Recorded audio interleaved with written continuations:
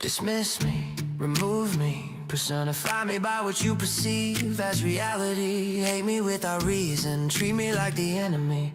You didn't give me a choice, so go rejoice. I'll make my own move. I have nothing to prove. They say to take the high road, but I know you made me out to be the villain, which means I'm the enemy.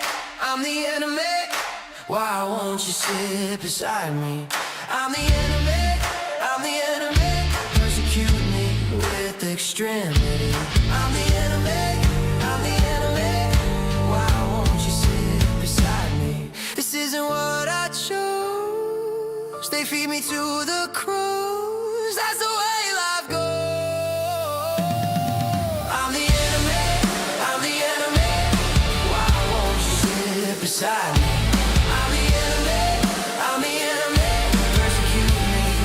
Extremity. I'm the enemy, I'm the enemy. Why won't you sit beside me? Despite what's inside, they sit there and lie. If it were up to me, I wouldn't be an adversary, but you made the choice. So sit there and rejoice. I'm your enemy, and that's just how it be. I'm the enemy, I'm the enemy. Why won't you sit beside me?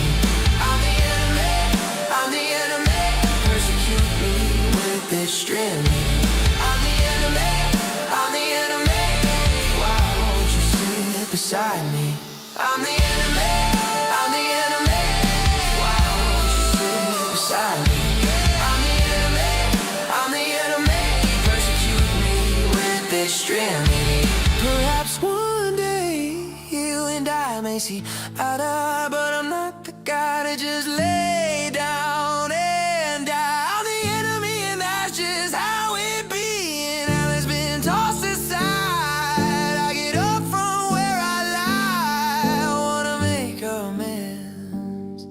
That's not how this story ends. I'm the enemy, I'm the enemy. Why won't you sit beside me? I'm the enemy, I'm the enemy. Why won't you sit beside me? I'm the enemy, I'm the enemy. Persecute me with extremity. I'm the enemy, I'm the enemy. Why won't you sit beside me? Tossed aside, we don't see eye to eye. We could have been friends, but instead you chose an enemy.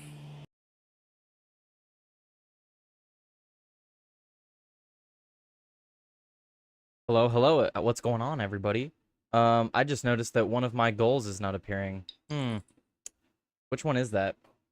I think it's the Rumble Rant goal. Hang on. Let me turn off studio mode. Subs on Rumble, that's fine. Yeah, it's the okay. I know what's going on here. Hello everybody. How's it going? I'm getting things ready. We're waiting for one of our guests to appear. I'm also looking for a certain video from Trump because I felt like it would be a good way to open the stream. Late, what the F is this? You think you're big time or something? No. I'm not big enough to be late, but I am big enough to just not do a show some days, you know. Joking. I don't like missing shows.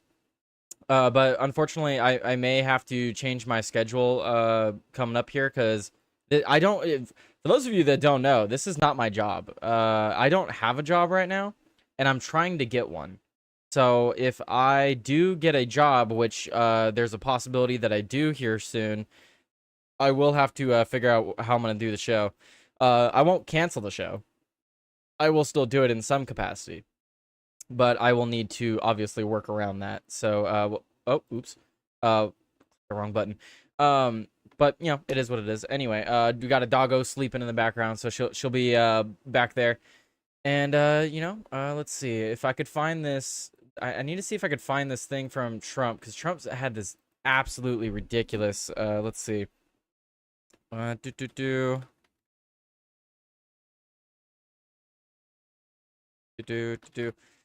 then, like I said, we're waiting for a guest to appear. She is not here yet. Let's see. Yes. Here's this one. Just go live at 7 p.m. No one watches Tim anyway. uh, Look, I already talked about it with Joey. I think what might happen. Well, while I'm waiting for the guest, I'll talk about it. I think what might happen if I do find employment. Obviously, job comes first, but what I will end up doing is I will just have my show at 10 in the morning, like I have been 10 p.m. Pacific Standard. And if I work that day and I can't work at and I can't do the show at 10, then I'll do it at 10 p.m. So it'll either be 10 a.m. or 10 p.m. So I'll figure it out. And then my guest just messaged me. She said she's on her way. Which is all good and dandy. I'm not worried about it. We don't have any like super crazy stories to get into today. It's mostly just talking about the government shutdown, some issues with travel, and I have a couple other stories that people might want to hear about regarding transgender issues and AI pornography being used against people. So we'll be talking about that stuff today. But I primarily want to focus on Donald Trump and some of the things that he's been talking about. He's been talking about $2,000 rebates from the tariffs, which is a terrible idea. But you know, we'll talk about it. We'll get into it. The big news is deer season starts soon. There you go. Shitty Gov is correct. The big news is that deer season's gonna start soon, and you guys need to get ready for the hunt. That's the true story there. Well, while I'm waiting for my guest, we have enough people to do an ad, so we'll just do an ad while I'm waiting here. Everyone loves a Rumble Premium ad. You guys have probably noticed Rumble is growing fast and it's not slowing down. They're building a real alternative to big tech that puts creators first and actually protects free speech. And now there's Rumble Premium, an easy way to upgrade your experience. With Premium, you get ad-free viewing across the platform, no pre-rolls, no interruptions, just the content that you came for. Plus, Premium members unlock exclusive content like bonus videos, behind-the-scenes drops, and more from your favorite creators. Right now, Rumble is offering $10 off an annual subscription. Just go to rumble.com/premium and use the promo code STUDIO at checkout. That's rumble.com/premium, promo code STUDIO. So you guys go and check that out.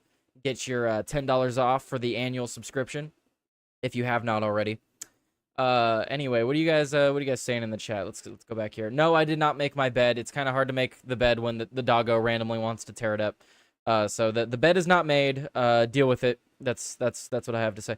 Let's see. What are you guys saying in the chat?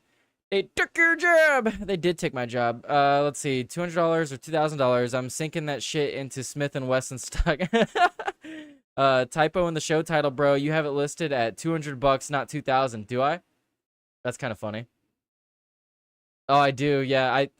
Oh, wait. I'm out of characters though. I'm out of characters in the title. I'm gonna have to like remove a comma or something. Let's see. What can I remove? What can I remove from what letter can I remove from the title? Now I gotta figure out what I want to remove from the title.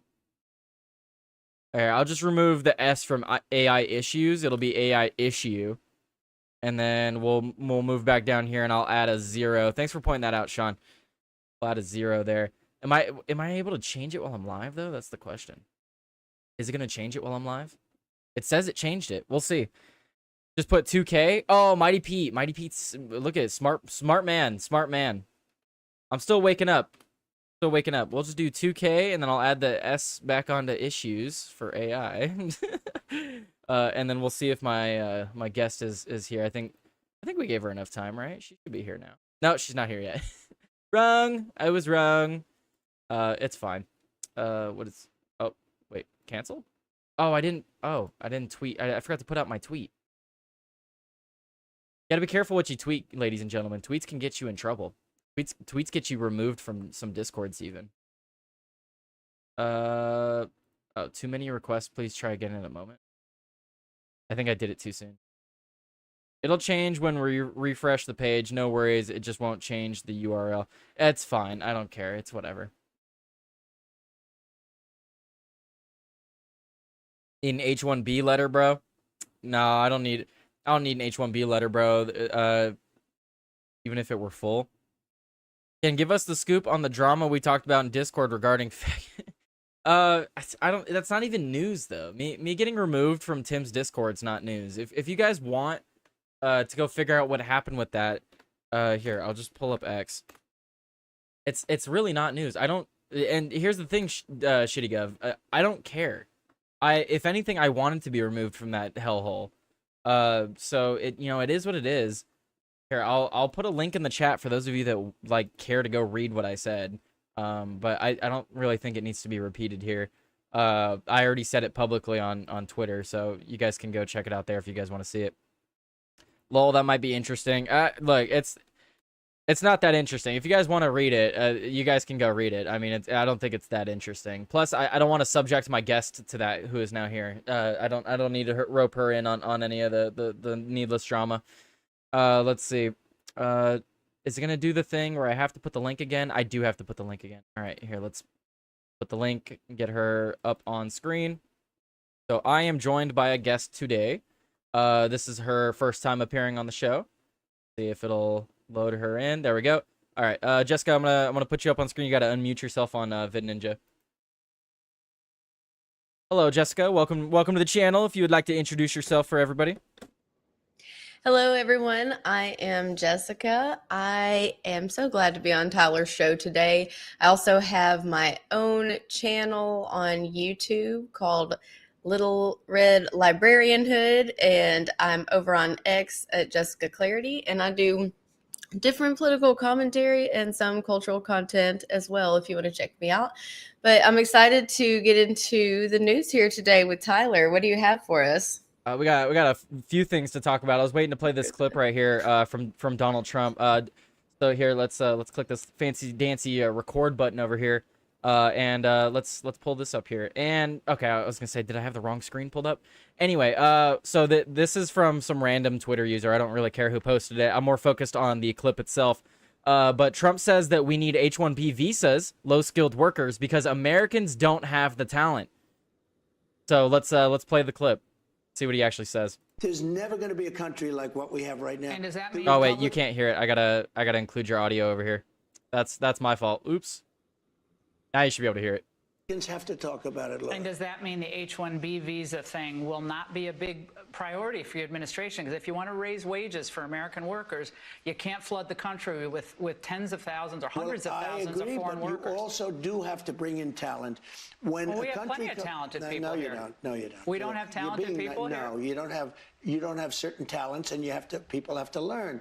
You can't take people off an unemployment line and say, I'm going to put you into a factory where we're going to make missiles, or I'm going to put you. How did we ever do it before? Well, I'll give you an example. In Georgia, they raided because they wanted illegal immigrants out. They had people from South Korea that made batteries all their lives. You know, making batteries are very complicated. It's not an easy thing and very dangerous. A lot of explosions, a lot of problems. They had like 500 or 600 people, early stages, to make batteries and to teach people how to do it. Well, they wanted them to get out of the country. You're going to need that, Laura. I mean, I know you and I disagree on this. You can't just say a country's coming in, going to invest $10 billion to build a plant, and going to take people off an unemployment line who haven't worked in 5 years, and they're going to start making missiles. It doesn't work that way. So, Donald, a lot of people are giving Donald Trump flack over these comments because, yeah, obviously you can't pull someone off of unemployment and get them to go build missiles and stuff, but I don't think that's necessarily what people are arguing. I don't think people are arguing that you just go and build missiles, right? But here's the issue is, like, we have a revolving issue where you tell people that you're not skilled enough to do these jobs. We're going to outsource these jobs. So then these people never get into these fields of work, and then we just keep having to outsource it and outsource it and outsource it. And then we don't, and we never teach these people. So what jobs are these people on unemployment supposed to get? Because, like, are they supposed to just go work at McDonald's? Are they going to make enough at McDonald's to support a family?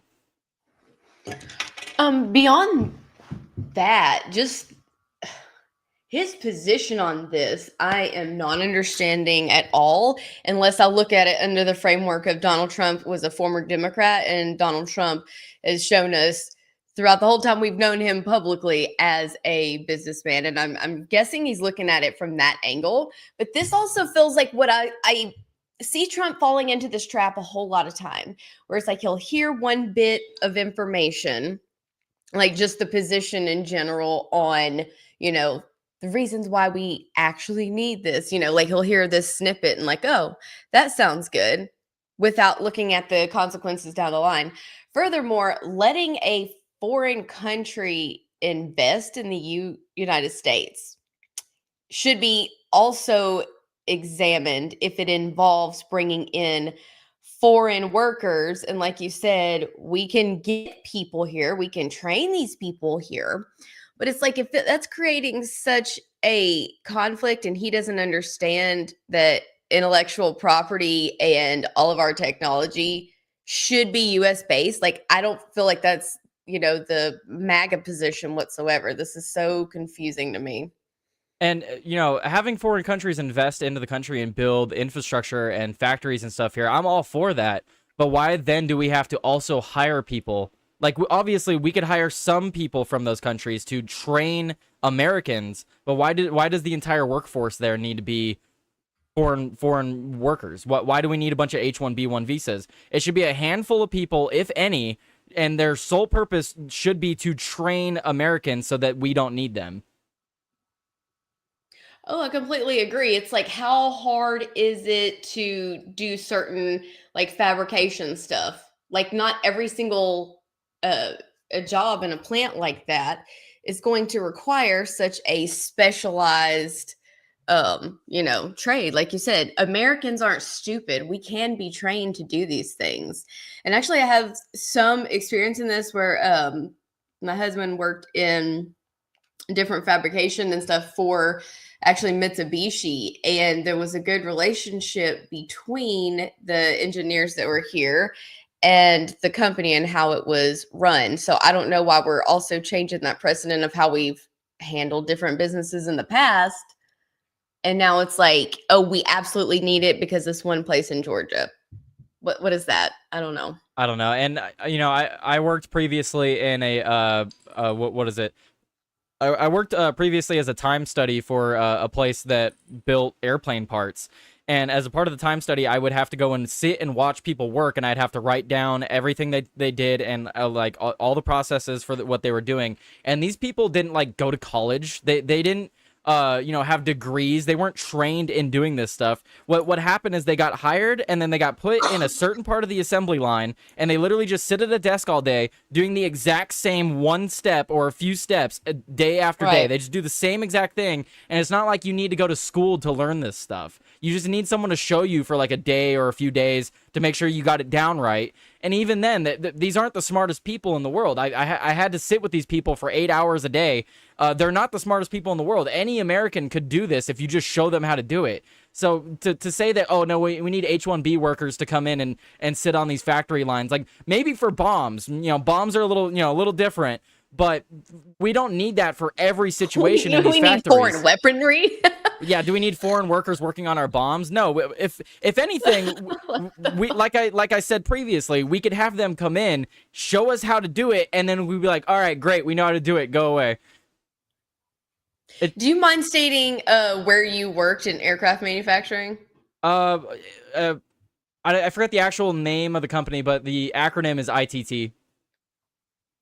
Okay, because that's where we both come from a background in avionics, so I didn't know that about you. So I love my airplanes. Yeah, I worked a little bit in metal fabrication as well. But I got let go from that job. They did a bunch of layoffs, and I got caught up in it.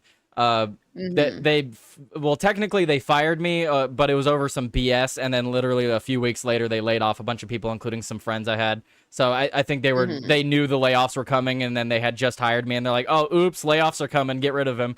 So it is what it is. Right. Last in, first out situation, but yeah. All things on purpose. But no, again, to say that, like, because it's not one person doing the entire job. Like, certain things, like, one of the people that I worked with him for weeks because I had to watch him build the exhaust for a private jet. and I had to watch him literally get the sheet metal, cut it, roll it, all sorts of things. And I watched it, step one all the way to the final step where it goes and gets installed on an airplane. Things like that require a little bit more training, but it's not like a stupid amount of training. Like, I went to school for a few months, and it wasn't even my main like subject to study, welding and like manufacturing and stuff like that. It wasn't even my main like course that they taught me, and I could have done what he did after watching him for like a week. Right. You know what this also reminds me of, how Trump is to a detriment brutally honest. Like, he's essentially saying, like, yeah, we let them bring money into the country and they get to bring in their workers, so it's a trade-off. Like, he's just, no, I'm not happy with that whatsoever. And I don't know. Does it just speak to the fact he's a businessman? Like, I think Joey said it best. I think he has people, just like in the first term, he has people in his ear telling him things that he thinks are right, and then he goes out and repeats them, and now everyone's angry at him. right. Yeah, that's what I was saying a moment ago. It's like he hears something and it sounds good, and instead of looking at the other tendrils and things that can, really mess up from that policy, he's just like, that sounds good. It's like, what? Well, and no. Like, and to segue to what's on screen here, have you heard about the $2,000 tariff dividend? yes, I have heard about that. What are your thoughts on that? I feel like if I'm honestly so back and forth about it, only for this reason. I'm not the expert on economics, and I would really like to have $2,000. But 5 years from now, is that going to double my prices of everything else? And it's like, for this reason, I'm still in the mode of like, I'm absorbing all the information about it. And I don't know, man. I don't know. But I hear a lot of good arguments against it. I will say that. I for one am absolutely against it. So he's bragging about all this money coming in from tariffs. Oh, we just hit the light goal. That just blew in my ear. But so I am against it. Just for one, he's bragging about the tariffs, and tariffs are separate. I fully believe that what he's doing with tariffs are unconstitutional, whether I agree with his actions on that or not. But I agree that we should be tariffing these countries, but he doesn't have the authority to do it. That's besides the point. The point is that we're supposed to be getting all this money, and then he's talking about paying down the national debt with it, which he very well could start paying down the national debt with it. The estimates here are that we're getting what is it, like 700 billion or something like that a year? 195 billion.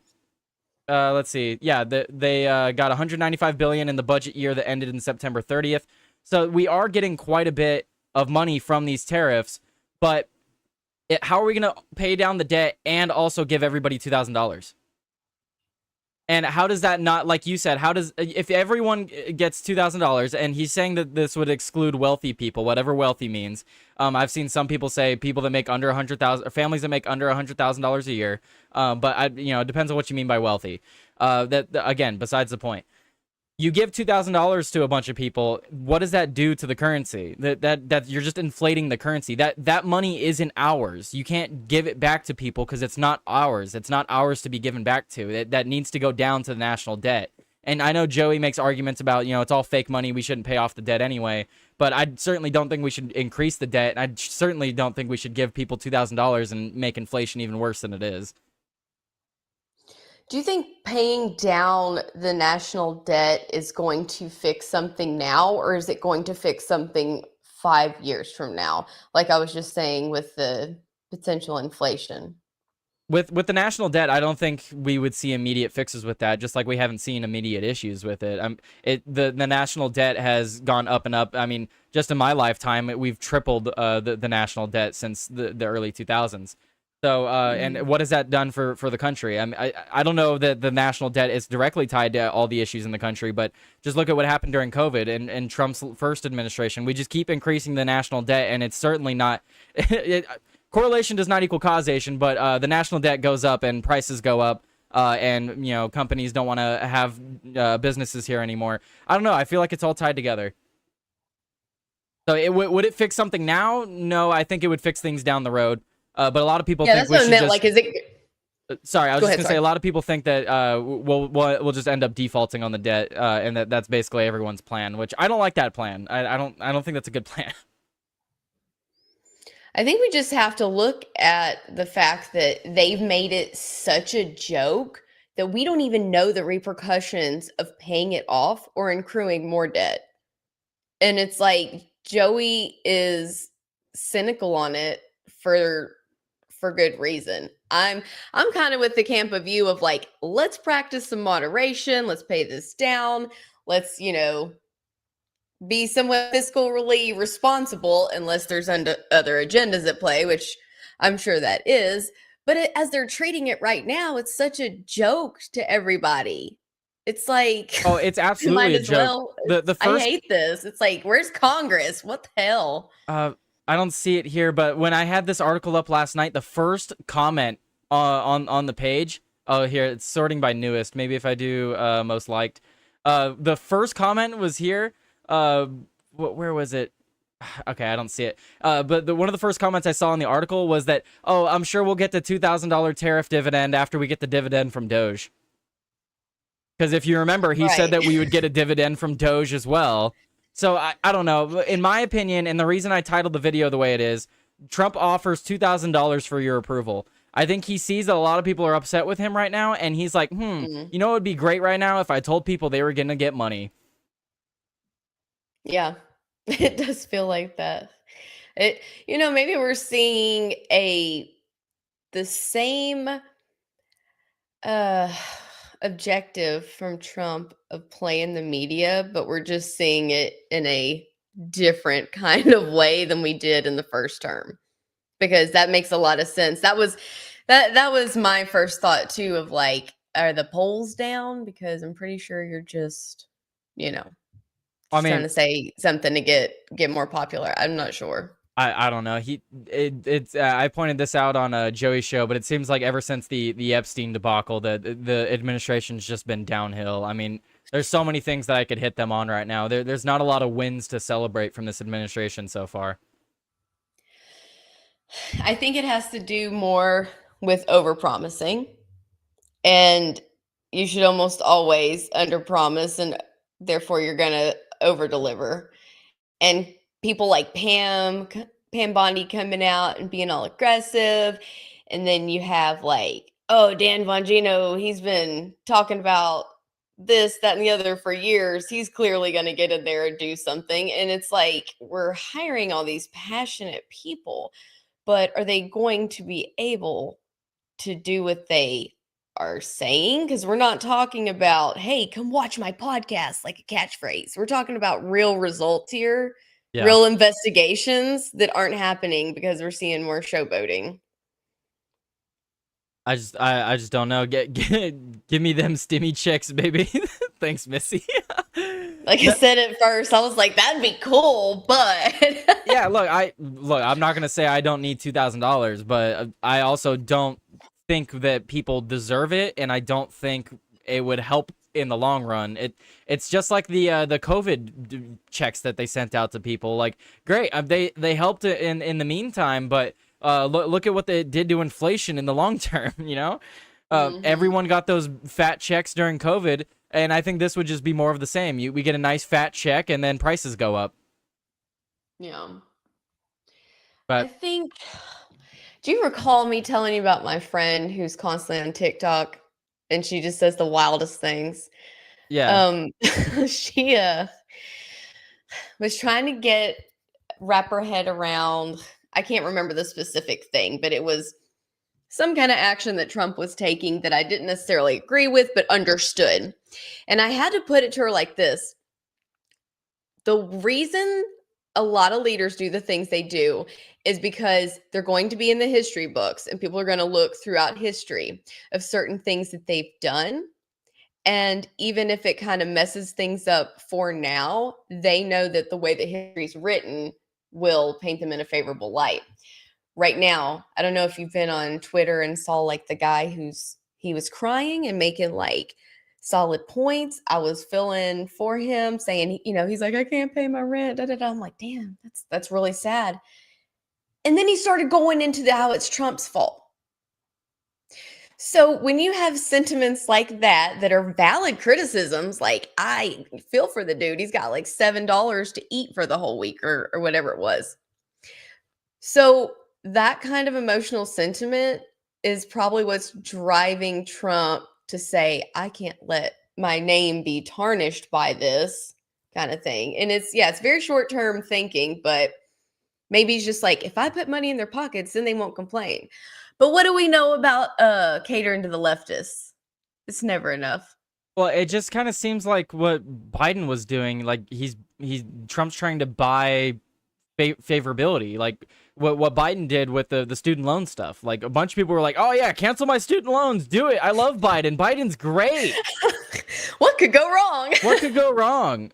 So it just feels like this is Trump's version of that. Like, hey guys, well, I know not everyone's on board with the tariffs. I know the tariffs have caused some prices to stagnate or even go up a little bit. You know what you guys need? You guys need $2,000. That's what you guys need. I Totally. It's not gonna work, man. I don't think it's gonna work. I don't like it. I don't know. Biden's second term. I think you're gonna have. I don't know. I think you're gonna have a hard time convincing most people that maybe have, you know, a couple $100 to their name right now that $2,000 doesn't sound pretty sweet. And that's the issue here, right? Is the economy's in the toilet. It's hard to find jobs for everyone. I know so many people that have lost jobs. I know so many people that are struggling to look for jobs. And maybe that's just a California thing. California sucks. But I know other states. I have friends in other states as well that have similar issues. And when and he keeps saying the economy's great, the greatest economy. I have here. Let's pull up that video. That was hilarious. Here, let me get this off screen. I don't need you guys looking at my DMs. Let's see. I had that. We're in the greatest economy ever. You know that, Jessica? We're in the greatest economy ever. Yeah. Let's see about how high my energy costs are. Jeez. Oh yeah. You know, we all switched to these power saving bulbs and fluorescent lights and stuff like that. But for some reason, my bills just keep going up. I don't understand it. Anyway, we have this from the Red Wave Press. Laura Ingraham, well, then why are people saying they're anxious about the economy? Why are they saying that? President Trump, I don't know why they're saying that. I think polls are fake. We have the greatest economy we've ever had. Somebody that's then why are people saying they're anxious about the economy? Why are they saying that? I don't know that they are saying. I think polls are fake. We have the greatest economy we've ever had. We will have over $20 trillion come into our economy, and it's largely because of my election, but it's also largely because of tariffs. Even somebody that's. Then why are people saying that's greatest economy we've ever had, Jessica? Well, maybe he, as a businessman, is looking at things from the top down. I don't know. Like, this was years ago. I'm showing my age by this, when trickle-down economics were really at the forefront of stuff. And maybe that's where he's thinking of, as a businessman, the economy's great up here, so let's spread it down here. And it's like, that's why I say that Trump is a former Democrat. Because I don't think it works. That doesn't work like that in the country, man. Well, I think what it is, and I've seen a few people point this out. I think what it is that he's looking at like the stock market and stuff. But the stock market, right? What average person interacts with stocks? Like, I don't have money to interact with stocks. I'm not buying stocks and trading stocks. So you look at the stock market, and then you're like, oh, it's great. We're doing great, and it's like, no, we're not. the average person is not. Touch. At minimum, it's very out of touch. Let's see. I'm getting DMs from people. There we go. No, I think it's all. I don't know what he's doing. Like you said, he overpromised. But that doesn't excuse him. Just because he overpromised doesn't mean he gets a pass on not getting these things done. I mean, my biggest issue with him right now is the immigration stuff. Like, I wanted mass deportations. We're not getting it. We just got regular deportations resuming. Yeah. Anyway, I mean, we could. I kind of. I mean, if you want to direct it somewhere else, but as far as deportations too, I don't. Can we briefly touch on the ICE facilities being shot at and very minimal action against Antifa? And it's like that was another promise, and that's why I'm tying it into this of like we're gonna take down Antifa too. And it's like I don't see enough action on that either. I mean, they got designated as terrorists, and then we haven't seen any major arrest. Right. So that we have a domestic terrorist organization actively going against federal facilities, and then there's no direct action being taken against them. What about all these Right. people that are crashing into Your call. ICE vehicles and like shooting at them as well? It's not just the facilities; they're also crashing their cars. Right. I'm sorry, laughing at your dog behind you. What is she doing? Oh, is she flopping around? Oh, she's upside down now. Got her Wait, Tyler OnlyFans. let me get the full screen. Here you go. You can see the dog. She's rolling around back there. Yeah. Yeah, no, she's just bored. She's napping. Yeah, no, I don't know. There's a lot of things that we can go on about with this administration that has been disappointing. We can only hope that things start ramping up, but I just remember that Sean in the chat just said only pause. I saw that. I just lost my train of thought. We could hope that he starts ramping up things, but I just don't know, because I remember that one of the major talking points as Trump was rearing up to enter office after he won the election was, guys, we only have a year. We only have a year to a year and a half to get through the real change before the midterms and people stop acting. So, well, it's been a year.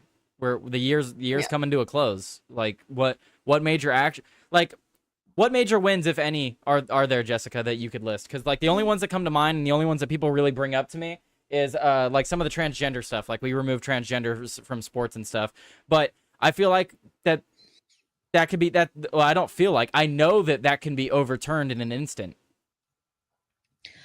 I think there are a lot of benefits to the transgenderism stuff, and it's more than just, I mean, yes, protect the children, but it also attacked that foothold that we've been fighting in the culture war. And I think that's probably why a lot of people point to that. One of the main things that sticks out to me, though, is on the world stage, how we're being respected again. And just kind of establishing ourselves as the superpower that we should be seen as, with people respecting him. And here's the other part that I feel like has been a big accomplishment of Trump's is he's set up different sort of things within our culture. I think like Space Force being an example, different kind of institutions like that, changing it back to the Department of War, different kinds of things like that I would consider wins. Are they big deportations like I would consider a huge win? No, but I think we're heading in the right direction with them. And Mighty P, fixing the border wasn't so bad. That's the thing, though. He hasn't fixed the border. All he did was close the border, and I keep pointing this out, and every time it comes up, the infrastructure is still there. The infrastructure is still there for all these people to enter through these other countries. There's still all the pit stops, all the bus stations, all these places for them to sleep, places for them to get food and water. There's maps that they can follow, trails that they could follow. All of the infrastructure that they use to come into the country before we turn the CBP1 app, or whatever it's called, the app that they can now self-deport with. Before we turned it into that, they would use that app and it would tell them the exact route where to go, where they can go and sleep, where they can get some food. That all that infrastructure is still there. So he turned the tap off. That's great. I love that he turned the tap off. All that infrastructure is still there and they can turn the tap back on. Yeah, that's a good point. It's like it would be right to set up another what was that? Through Obama, where USAID? they were funding everything. No, was it called like, isn't it like Fast and Furious? Is that it? That was the one where we were giving weapons to cartel. Right. That's what I'm saying. Keeping those infrastructures is just, you're right. Like it could devolve back into something like you know what I mean, where we're trafficking different stuff. Um, the other part of that is I feel like I just kind of was thinking about this when we were criticizing Trump and his cabinet and everything like that. I would like to see him put his foot up Congress's more. I don't know if you can curse on your or if you curse on your show or not, but Say whatever the fuck you that would want. okay. If he would put his foot up Congress's ass, I think we'd see a lot more action, and I think it would be. I would prefer that versus executive orders on everything. Well, and that's the issue is it's not, it doesn't all fall on Trump, of course. Trump is doing what he can with the executive orders, but as I've pointed out, and the argument always is, well, if we don't do it first, the other side will do it, and it's like, okay, but if we do it, then it just gives the other side full authority to do it. So it's like, well, you damned if you do, damned if you don't. And Speaker Mike Johnson, I mean, especially with this government shutdown thing, he's not forcing the vote. He could force the vote on these things, and he's not doing it. So Speaker Mike Johnson has a lot to blame for this stuff too. There's a lot more that he can be doing. Well, I feel like we're playing with different rules because we're trying to fight fair. We assume other people are good, and they have no interest in it. They're communists. They're Marxists. You can't just, oh, if we don't do it, then they won't do it. That doesn't jive with what they actually think of win at all costs. And it's like, are they stupid or are they part of it at this point? I don't know. A lot of people say that the people in Congress won't force the vote or anything like that because they know once the government opens back up, the first thing they're voting on is Epstein. Which is true. That is next in the docket. True, I love the rumor of that. Yeah. I hope that is true. I hope it's true too, because it's absolutely hilarious. Necessary and hilarious. All right. We can move things along though, because I have a feeling that you'll be quite upset about this next story I have ready for us. Yeah. So moving away from Trump, we have this story from the New York Post. Louisiana middle school defends their decision to expel a 13-year-old girl after she hit a male classmate who allegedly began sharing AI-generated nude photos of her. So this girl was subject to bullying and harassment because of these AI images. She decided to hit the boy, and she was then expelled over it. I don't think anything happened to the boy. So how do you feel about AI images and being used this way, Jessica?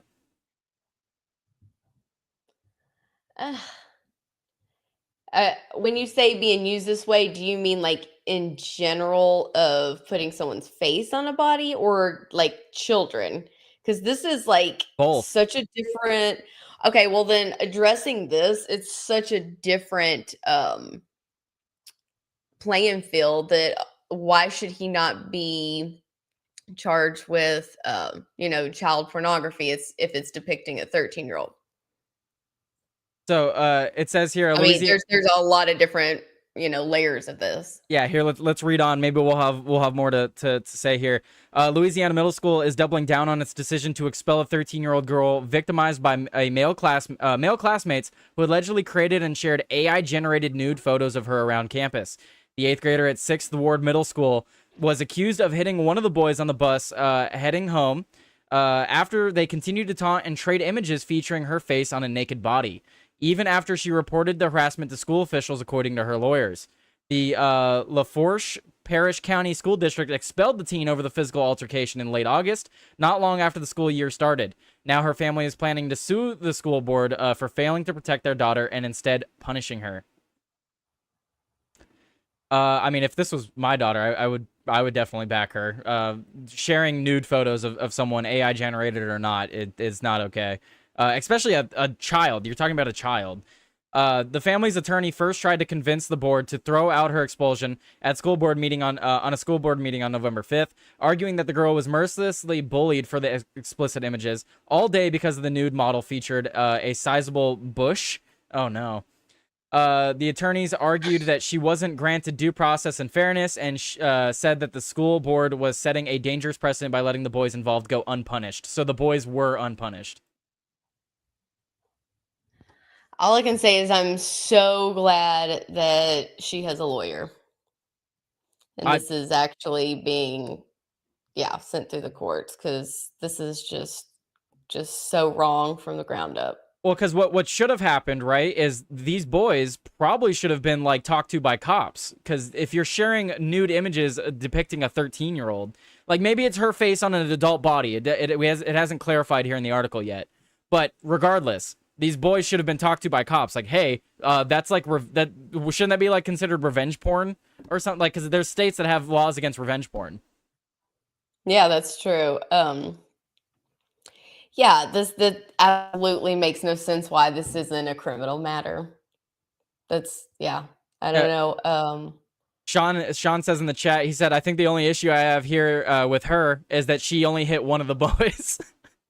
Right. Yeah, because it was multiple. It says here in the article, it was multiple boys involved in the incident. So, you know, AI is scary, man. AI is getting to the point where it's indistinguishable.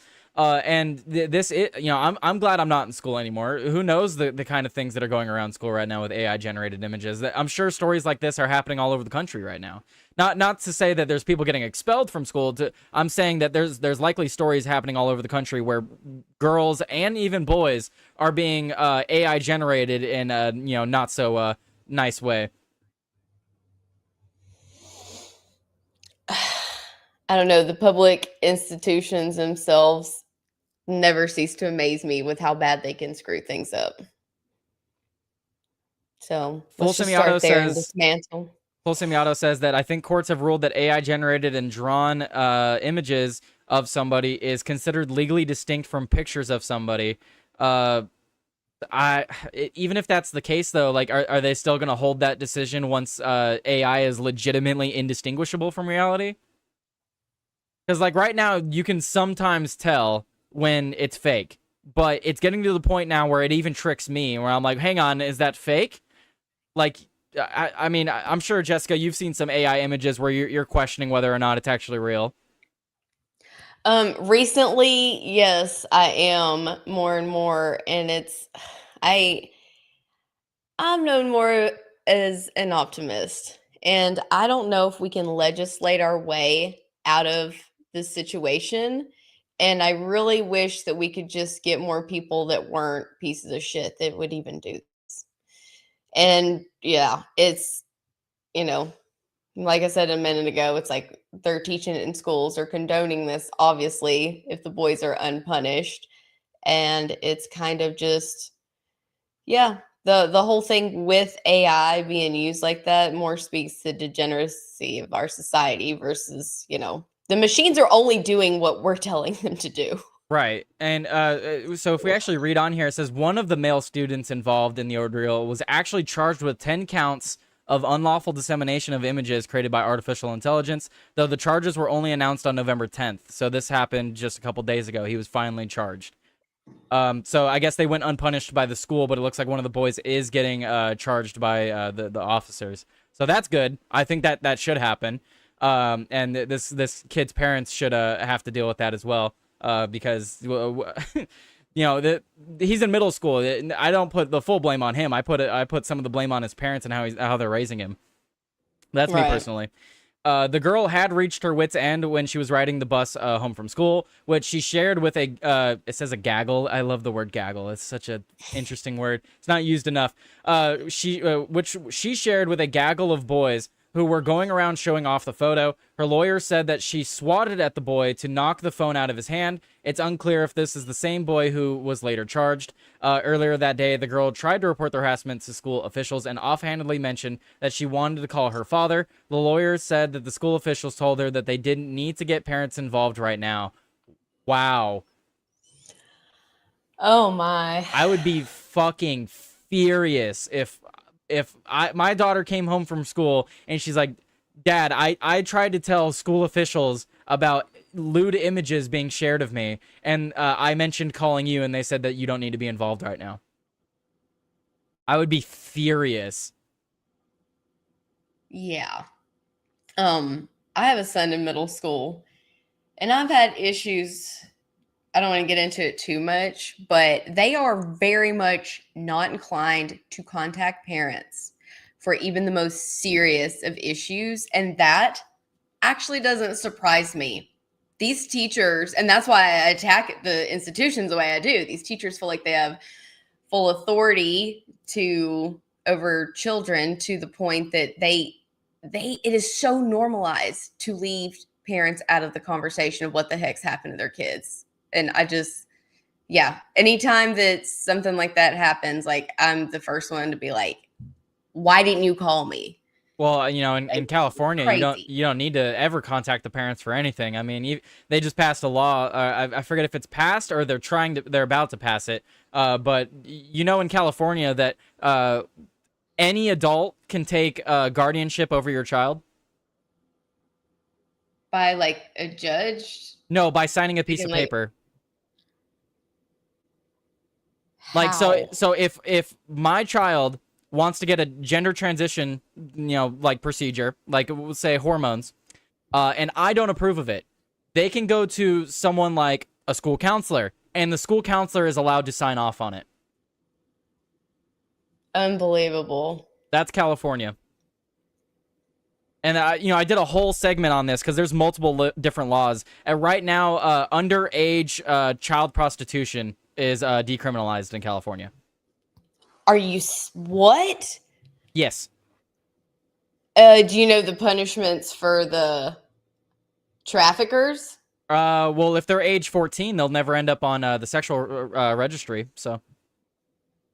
Oh my God.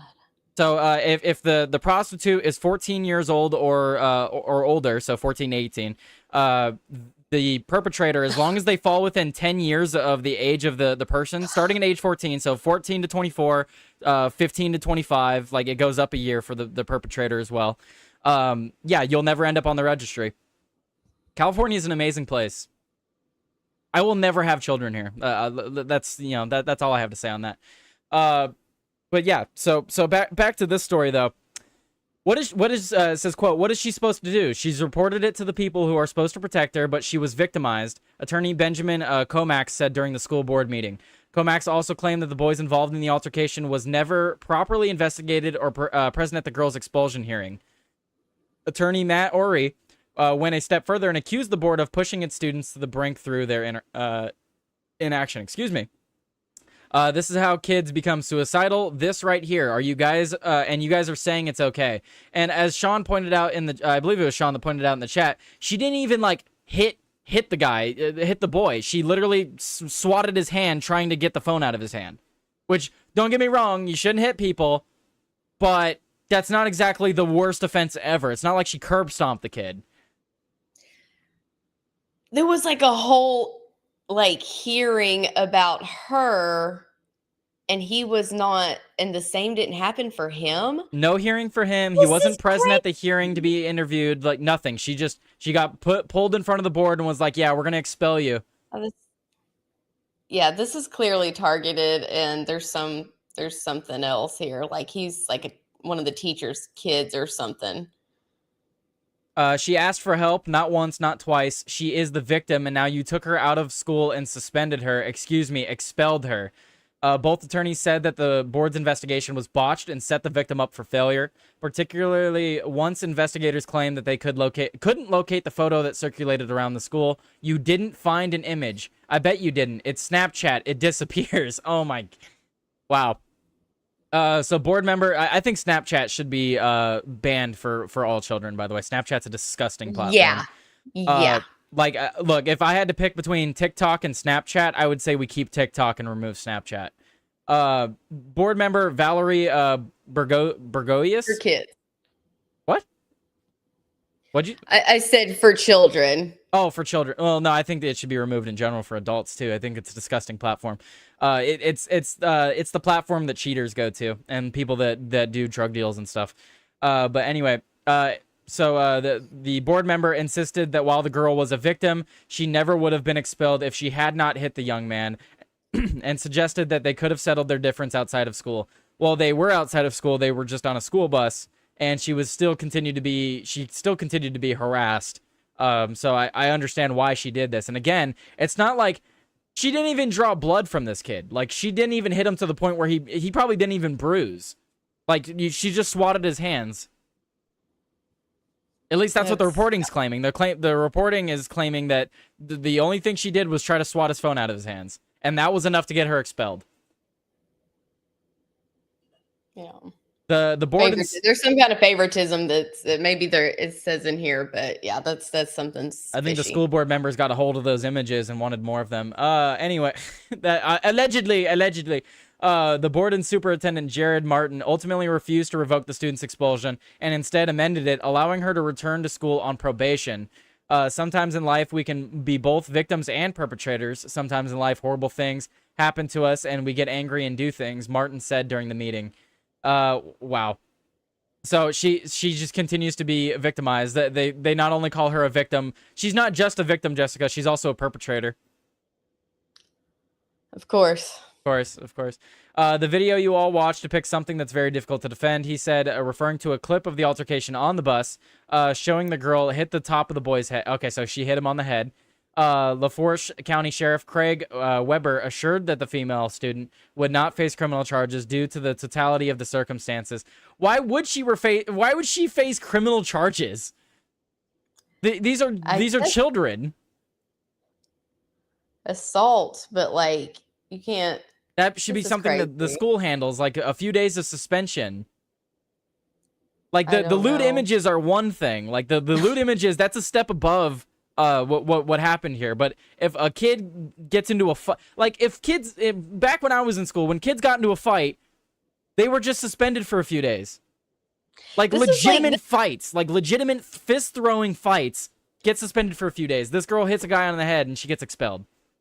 You know, and this could have all been avoided with the proper intervention, which is calling her father as she requested. And then there wouldn't been a circumstance where she would have had to take action on her own. Yeah, because the father probably would have went and pulled her out of school that day. Exactly. And he would have probably sought criminal charges like the school. Like, that's how it should have been handled. Yeah. And them failing at the beginning of this, yeah, it just made the whole thing and then a good lawsuit for her. And the victim's father testified that obviously her grades have plummeted and that she went through a depression and gave up after the expulsion. That's to be expected. I mean, getting victimized and then removed from your school and you no longer get to see your friends and stuff like that, that'll definitely have an impact on your education.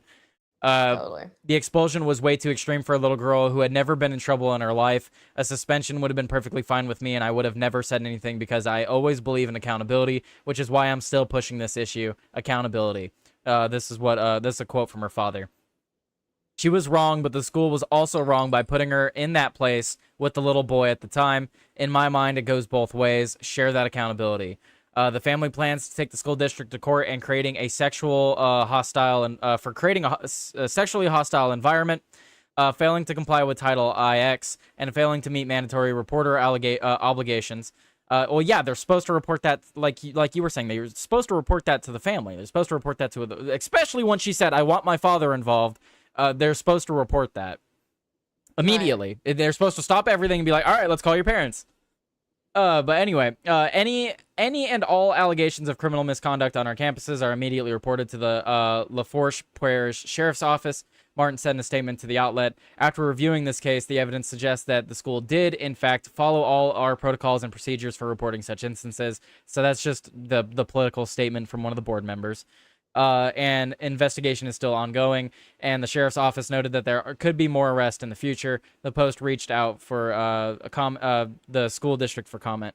So yeah, I hope the school board members face some sort of punishment for this as well. This shouldn't be again. This is one of those things. There's far too many times when we're talking about news and stuff like that where these don't need to be stories. This story didn't need to happen. It could have been as simple as contact the parents. The school handles it, and it ends there. But nope, people make stupid decisions, and that's why we have news. That's why you get news. People make bad decisions. Right. And yeah. I think there was, for what you were asking earlier. We're seeing stuff like this, but I feel like we're also seeing less situations of transgenderism in the school and accommodating cat boxes and things like that for furries. You know what I mean? So, like, Not we're in still California, seeing. but across the country, yeah. yes, but not in California. I just, you guys have legislated your way into this, and I'm trying to feel sorry for you, but it's kind of hard, man. You know, Not Jessica. you specific, but I mean, it's not like it happened overnight. People kept voting in. Yeah, I don't know what to do with this state. I don't know where to go either. I don't want to abandon my home, but they make it really difficult not to, Mm. But You got to rise up and take over. well, we would be able to if the people here weren't absolute idiots. I mean, we just voted on Prop 50, right? There was a poll done in California, over 90%. So almost everyone that was polled, 9 in 10 people that were polled stated that they want an independent commission drawing the county lines and the district lines. So why is it that we just voted for Prop 50 to pass and allow the government to ram through the lines that they want? California voters are fucking retarded, is the answer. Yeah. They're like, we want this thing, but we're going to vote in the other direction. I don't know. It's the same thing with gas taxes here. People can keep complaining. I went to Idaho earlier this last month, and gas there is half the price. And the answer for that is because we keep voting for taxes on our gas here in California, and then people wonder why gas is so expensive. It's like, I don't know, maybe because you just voted in the last election to increase the gas tax again? I don't know. That could be the problem. What do you think would be the best way to reach people who are just wholly uneducated about the consequences of how they're voting in these different leaders? Like, what would it take? I don't know if saying what would it take. You'd think there would be enough already. So clearly there's just some kind of disconnect where there's some kind of ignorance there where they don't understand that correlation. Well, I don't know the solution of that. Your people out there more than I do, but what would be the best way to infiltrate that mindset? I don't know. It's really difficult because a lot of this is by design, right? They force us to work multiple jobs so that we can support our families because of the increase in taxes and stuff like that. It's the same thing with going back to the $2,000 payment stuff. If instead of getting $2,000 payments, Trump should be forcing Republicans to push forward decreasing taxes or removing some taxes. Same thing with the mortgage stuff, the 50-year mortgage stuff. It'd be great instead of a 50-year mortgage, we got rid of fucking property tax, which shouldn't exist in general. If I buy a lower home, the interest rates.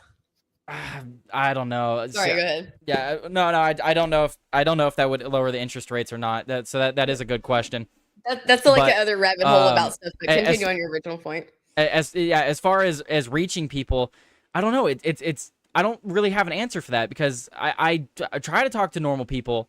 Like when I was working at Albertsons and stuff like that, I would constantly talk with my coworkers that are lefties, and I would constantly disprove them on their stuff. But the issue is that people are focused on working and their lives. They don't pay attention to politics. They rather look at sports, and they rather look at Instagram.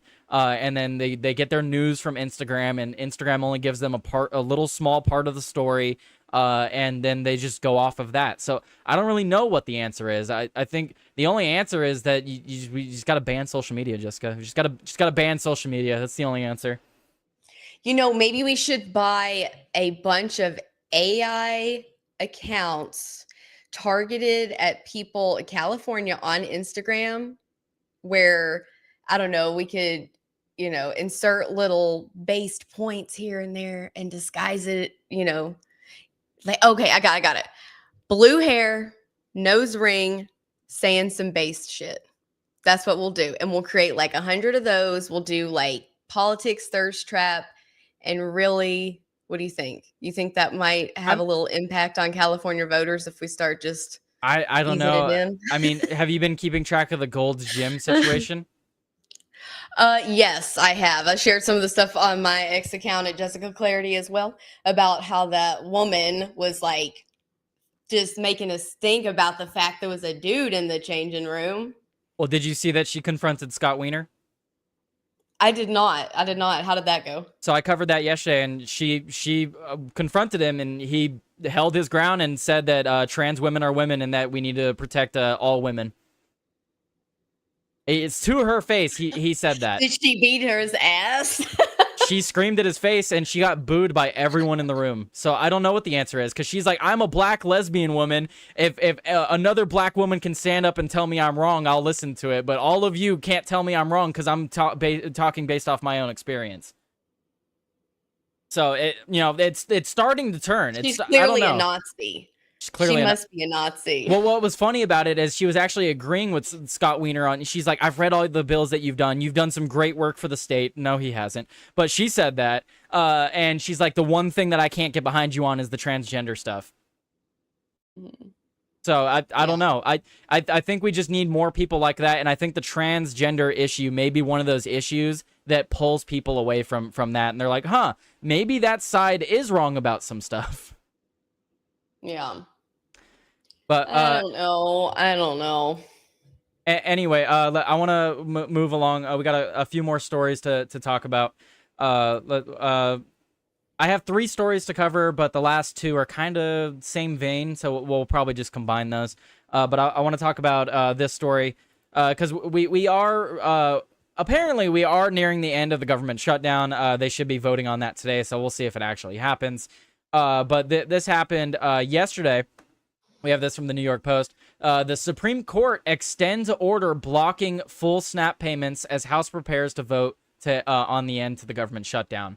So the Supreme Court on Tuesday extended an order blocking full SNAP payments amid signals that the government shutdown could soon end and food aid payments resume. The order keeps in place, at least for a few more days, a chaotic situation. People who depend on the Supplemental Nutrition Assistance Program to feed their families in some states have received their full monthly allocations, while others have received nothing. The order will expire just before midnight Thursday. So the Senate has approved a bill to end the government shutdown, and the House of Representatives could vote on it as early as Wednesday. Reopening the government would restart the program that helps 42 million Americans buy groceries, but it's not clear how quickly full payments would resume. Knowing our government, it would probably take about a week.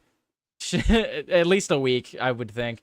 At minimum, to get the train restarted again. Yeah, that's not overnight. Once things stop, it's hard to get it going again, especially when it's government involved.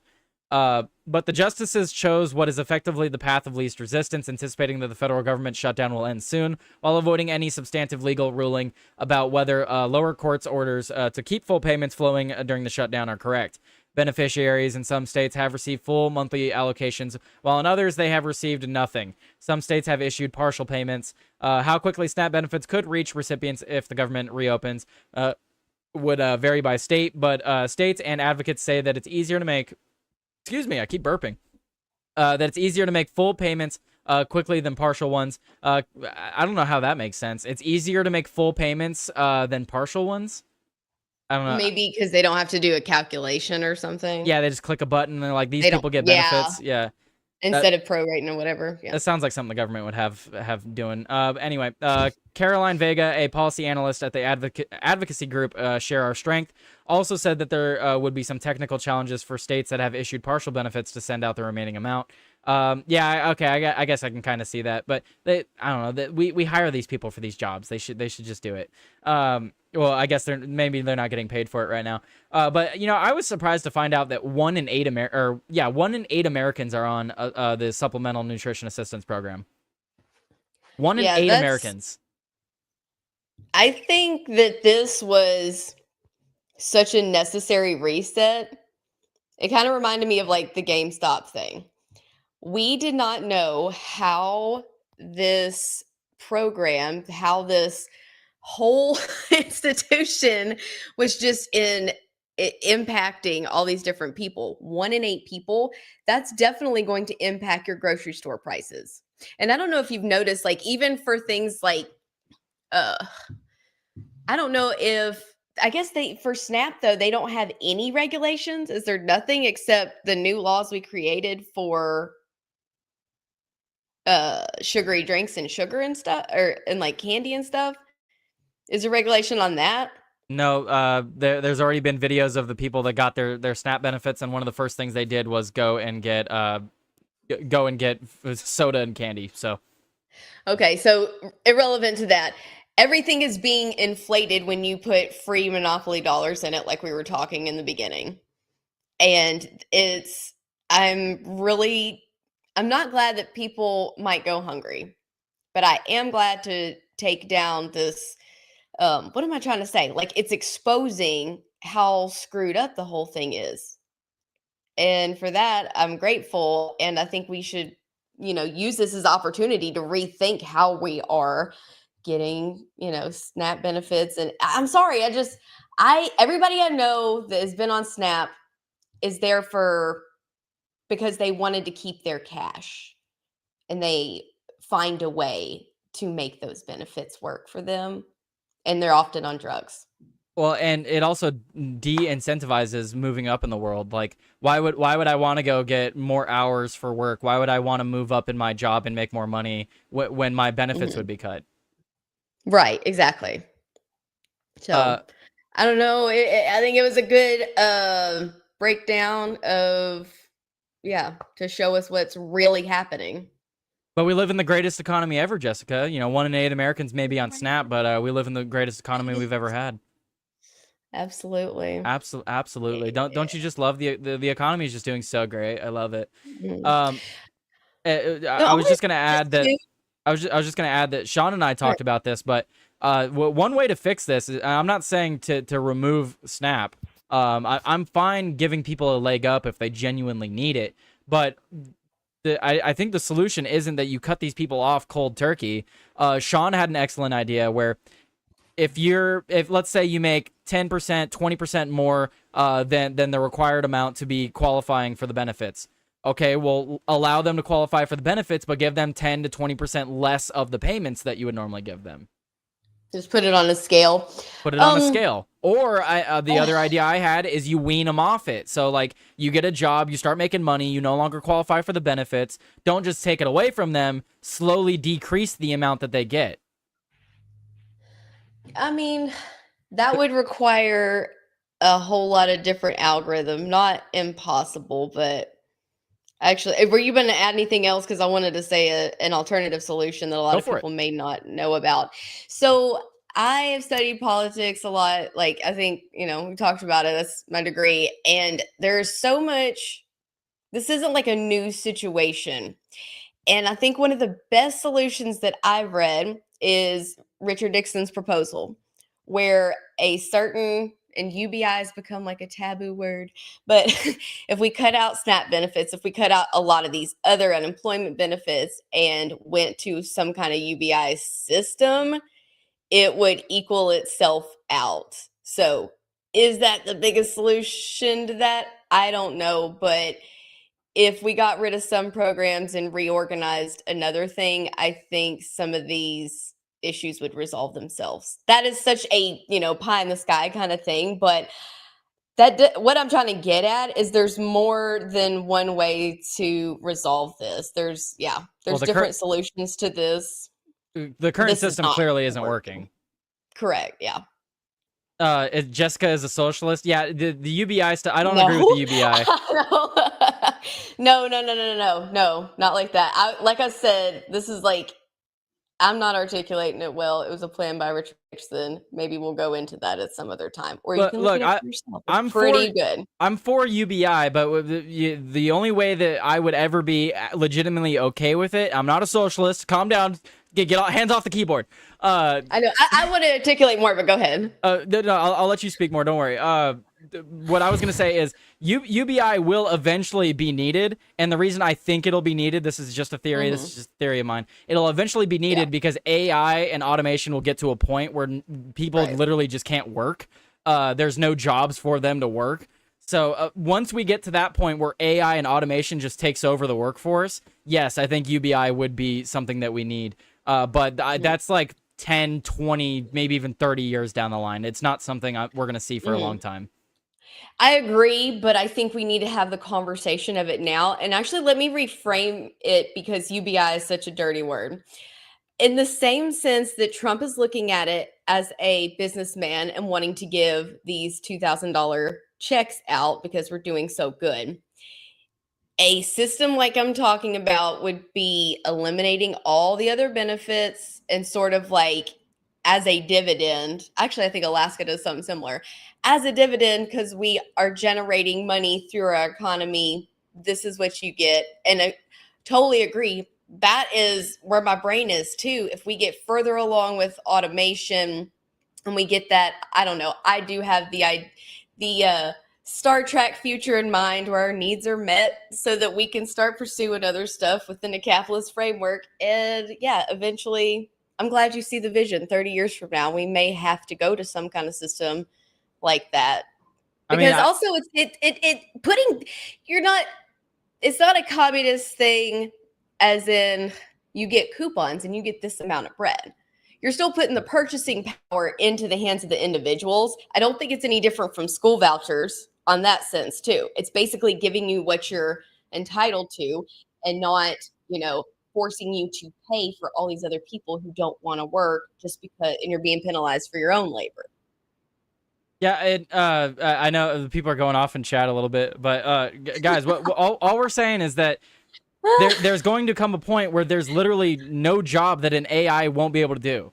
Like, is there any jobs you can think that an AI won't be able to do, Jessica?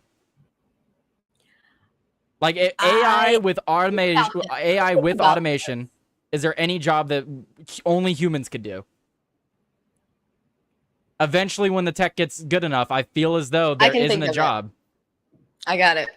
Raising children. I don't know. Elon's working on that too. You see his Android bots. Raising children. Go ahead. I was just gonna say. I mean, look, he's already got his robots. Not only are they going to be able to raise your children, but they'll make the children for you too. I saw that. T-Bone's got it. AI can never be T-Bone. That's true. That is true. That's one job that they cannot take from us. I'm also an Oracle. I'd like to see the AI do that because I come up with some pretty cool stuff. But furthermore, I also did a video on the Neobot on my Rumble channel on here, and they're promising that they can do all these different tasks that resemble humans, and I'm not sure we'll ever get there where we don't need human intervention to make things work. I don't know. And what I was saying, that's what it was a second ago when I was talking about rearing children. There's no replacement for a human interaction. I don't know. I don't feel like, even if you look at how people obviously take it to like the sex bot thing and stuff like that, you're not going to get the same dopamine, are you? Like that's fine though. If that's the only job that humans have in the future, I'm fine with that.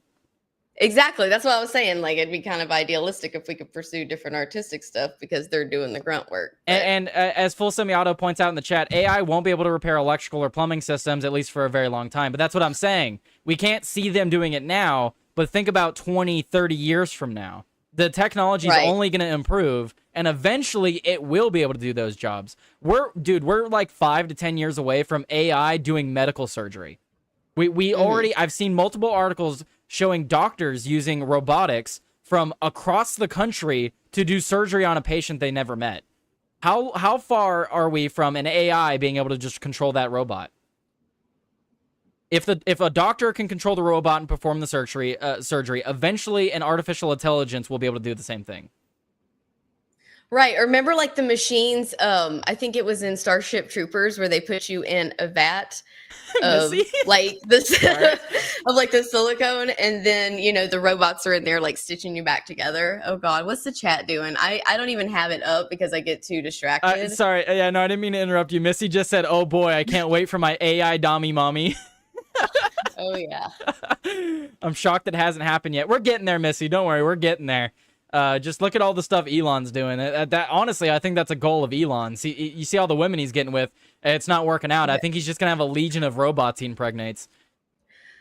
Okay, so hear me out. Sorry.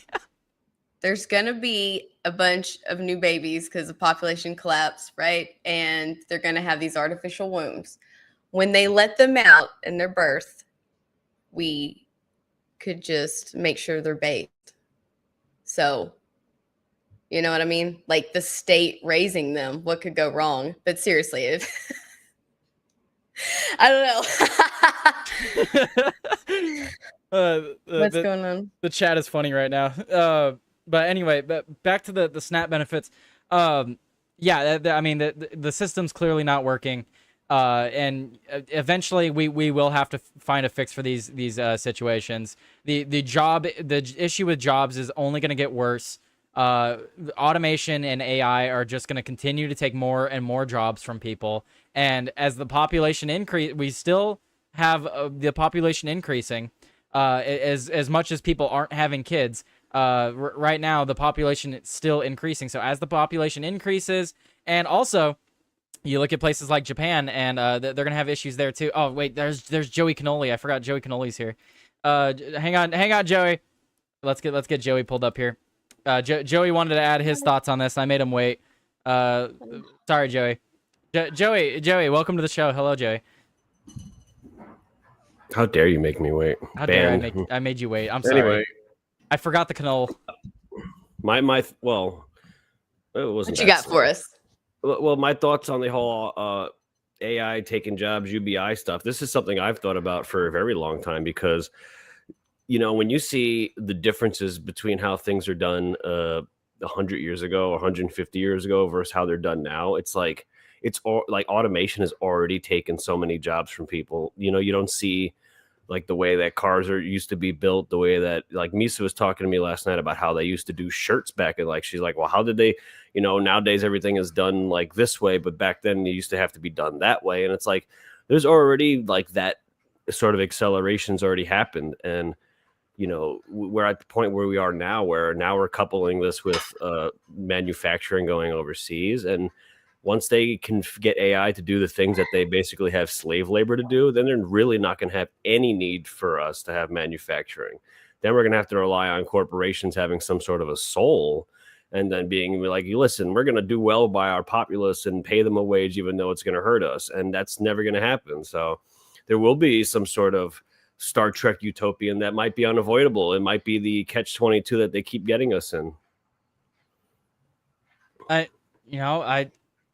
can't help but see that future too. It's eventually technology is constantly improving, right? There's going to come a point where I'm with Jessica. I don't think an AI. I mean, maybe an AI or you know, there might be some form of automation that could raise a child, but I think that is what our future looks like. It's going to be a very few people that own and control all of the systems and businesses that have all the automation and stuff, and then everyone else is just going to be at home raising kids. What you're gonna see is you're most likely gonna see people are gonna have some sort of allowance to cover everything that they need, and it's going to be an inflated allowance because once the government guarantees money, then these industries will just increase the prices. Just like with SNAP benefits and student loan guarantees, that's how all those prices go up, in addition to other things, of course. But what you're going to start to see is the only people that are going to be able to, quote, make it and be part of the bourgeoisie are going to be the athletes, the entertainers, because AI music can do whatever AI music does, but nothing is going to replicate like a Rammstein performance at a big arena. So there's AI can't perform on a stage. Yeah, there's going to be the need for bread and circuses. There's going to be the need for entertainers. And what you're going to see is everyone is going to be trying to make it. That's what they're going to be trying to do. They're all going to be trying to make it. They're all going to try to be, everyone's going to be a content creator. Everybody's going to be looking for their avenue to make it. And that's what's going to happen. Maybe it's just you and your circle with that, because there are still a lot of people who don't like being on camera or can't have the talent that Joey does. And I don't know. They might not have much choices. Hey, I don't know if you caught the first part of this, but Tyler was saying how you were calling it like just all the cash right now in the U.S. funny money, monopoly money. So I just want to know, if we were to start actually paying down the debt and went No, to don't pay the this. debt. That's Okay, well, that's hold on. fake. Let me get my question out. Okay. If we were to maybe take responsibility, pay down the debt, do this UBI kind of thing, would you still consider it funny money? Or do you think it would actually be a true representation of, compensating labor? Like actually money is supposed to be treated. When I think about the inappropriate way they use money, I feel like I would much prefer like if we're gonna print unscrupulous amounts of money for wars overseas or for these ridiculous CIA programs and studies, like if the other option you're telling me is we do what we're doing right now, or we instead print that money and just give it to people as UBI, I would obviously take the latter. Why do big corporations need subsidies? How come they've convinced people that like if they get subsidized through whatever means or because they're destroying the industries, why is it all right for like we just kind of accept these big companies getting subsidized left and right, creating industries that the free market didn't even ask to be created.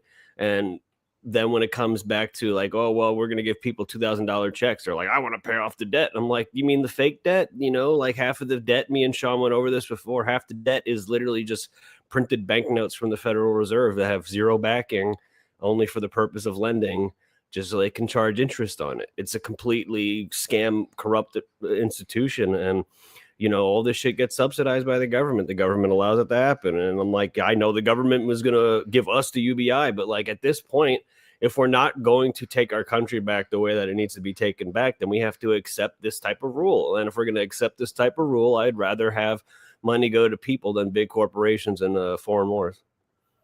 So it's like you're not totally disillusioned with the monetary system. It's just the way that they're enacting it now. Like you're not necessarily opposed to it, just not in it's the way that we're working it and currently. Am I getting this out right? Well, they got to repeal the Federal Reserve. Nothing matters until they do that. Yeah. So, yeah, okay. So you're basically like, you guys are treating it like a joke. I'm going to treat it like a joke too. Yeah, I mean, the system we live in is a joke. So I don't know why people like want to take it seriously with this pay the debt off. You're never going to pay the debt. If you pay the debt, then we'll have $0 because listen, I really encourage, hold on, let me get the book. I encourage people to read this book. Why do you bring on such black pill like Joey? Why would you do that? No, I'm just kidding. Look, I've been look. The future looks pretty bleak for me too. I mean, I try not to be black pilled, but it's really difficult. I encourage everybody to read this book, The Creature of Jekyll Island.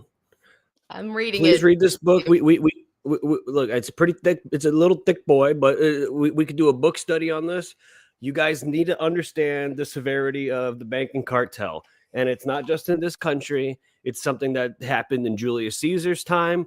It's something that's happened in Europe for the past 500 centuries. Is that 500 centuries? 5 centuries, excuse me. Maybe 500 centuries. Shit, I don't know.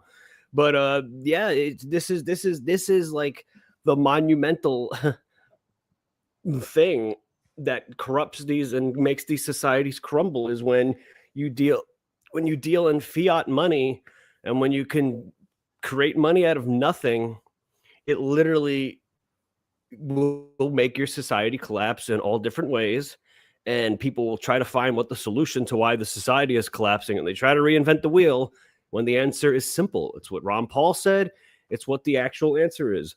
The centralized banking system is the destruction of a country. Trump walks on Nick could run. Yeah, I just read that too. So how do you feel about we already talked about it, but how do you feel about the $2,000 that Trump said he's going to pay people? And I know we already made the joke that we'll get the $2,000 sometime after we get the Doge rebate as well. Yeah, and the Epstein list. Well, remember the one who gave us those COVID things were Donald Trump. So the COVID stimuluses. Yep, it all started with Trump. Well, everyone's like, well, Biden, but Trump started it. Yeah, but so do you think we should get $2,000, or do you think it'll just make things worse? Oh, well, it can't be any worse than subsidizing big industries that don't need to be subsidized. So as long as that practice happens, then fucking give the money back to the people. because that's really what it is at the end of the day. It's like, oh, well, it's going to create more inflation. It's like, yeah, but they already, the inflation is a soft tax and then taxes in general. So just give the money back to the people. I would rather them just remove taxes though, instead of giving me $2,000. Well, they won't though. We have to be realistic. They're not going to remove taxes. They're not going to repeal the 19th. We're not going to repeal the civil rights movement. None of this is going to happen. They're all just pie in the sky fantasy booking solutions. What's the solution we can do? That's what we need to start focusing on instead of living in a fantasy world. I have Horace said that's you the do only good memes thing on he here? said this year. Too bad it won't happen. I think he's talking about the $2,000. Well, why do we need the $2,000? He said that we're in the best economy ever. We're in the best economy ever. Well, This it's is the so best. good. He wants to share it with us. I Because think it's an that's what he's allowance. thinking. That's why. Yeah, everything's going so well. I'm going to give you guys $2,000. Please vote for us in the midterms. That's all it is. It's You're a midterm thing. That's why I titled the stream I did today. I said Trump offers $2,000 for your approval. That's You know what though? You know what? I'm so sick and tired of Republicans talking about the fiscally conservative thing to do as we prepare to pull down our pants for Israel constantly. I'm so sick and tired of hearing about this fiscal conservatism. There's no such thing as fiscal conservatism. The Democrats literally buy votes by saying things like this. So you know what? If Donald Trump is going to say, I'm giving you your money back because of this tariff allowance or something, and that's going to encourage people to vote for his team in the midterms, and go for it. Like, it's all gloves off. The Democrats, there is a fucking war for this country. It's not necessarily Democrat, Republican. That's just the holes that we find ourselves in. But like, just do it. Who cares? Like, oh, well, it's going to hurt our system. What fucking hole are you under? What hole are you hiding under? It's gonna cause inflation. It's gonna hurt us. It's like 1913 to 2025, like a 22,000 percent increase in the money valuation. Look what happened when we went off the gold standard. It literally doesn't matter. It's all fake and fiat. It doesn't really matter. It doesn't you don't think matter. it's gonna? So just if you can manipulate people to not vote for socialism by being pseudo-socialist, then fuck it. To me, it doesn't really matter anymore, because to me, I'm starting to realize the difference between communism and fascism is just extra steps. You don't think that like $2,000 payment though would accelerate? Like, obviously, we're not disagreeing that there's an issue there and that there's inflation, but you don't think it's going to accelerate it? I mean, it will, but this is where I see it differently. Is like, it will, but you know what they're going to do if they don't give you that $2,000? Just going to give it to something else, and that's going to keep causing more inflation anyway. So if they're going to continue to cause inflation, well, they might as well give us some of our money back. I see that perspective, wrong? I suppose. Yeah. True.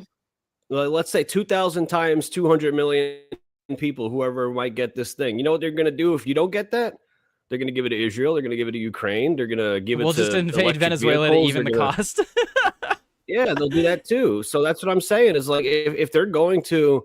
If the choices are, well, we're going to give you under $100,000 earners $2,000 back, and I'm like, okay, well, it's better than giving it to bailing out a big bank or bailing out the motor industry. Like, you know what I'm saying? Like, as long as that stuff happens, then please don't get on your high horse and be like, oh, well, giving $2,000 to...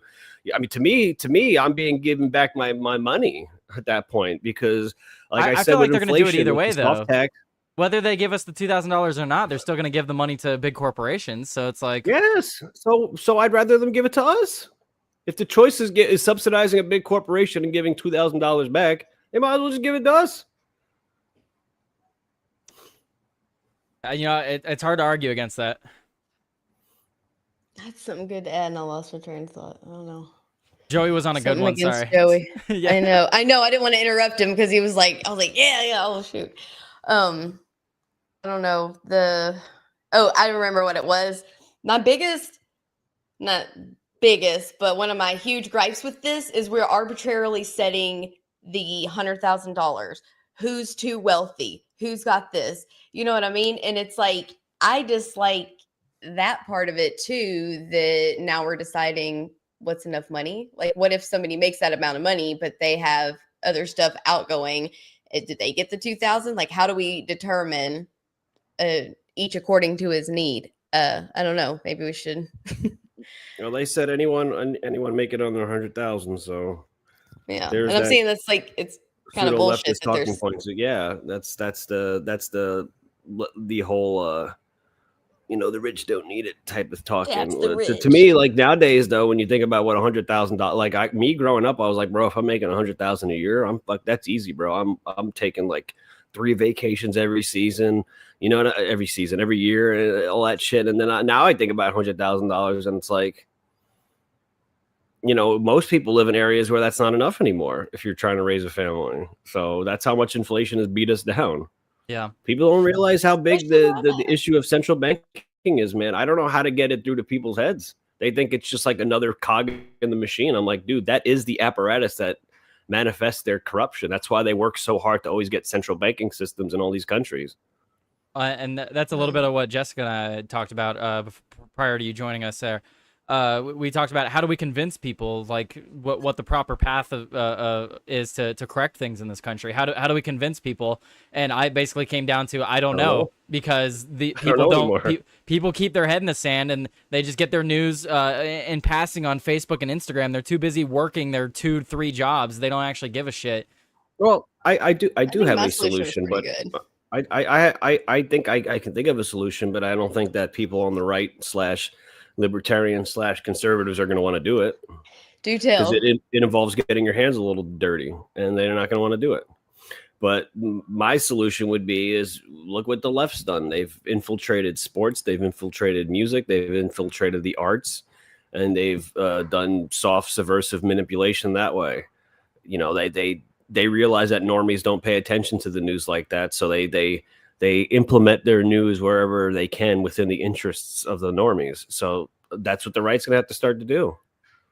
That was pretty much my answer. And I said, furthermore, we could do AI propaganda by putting all these Instagram, like creating hundreds of Instagram hot base women and saying they're all in California and just making it really cool on Instagram to like Trump and something like that. And we'd slowly sneak our way back into. But a lot of the Christian conservatives aren't going to want to do that. They're not going to want to use a female's body to promote a message like that and to use that sort of subversive messaging, because a lot of them will finger wag and say it's morally bad, and maybe it is morally bad. But what are you supposed to do now? Short of like having a second American Revolution, what are you supposed to do? You could try non-compliance, I suppose, but these are like emergency solutions this should be the emergency brake on the airplane when it's going down. And like, is the airplane going down?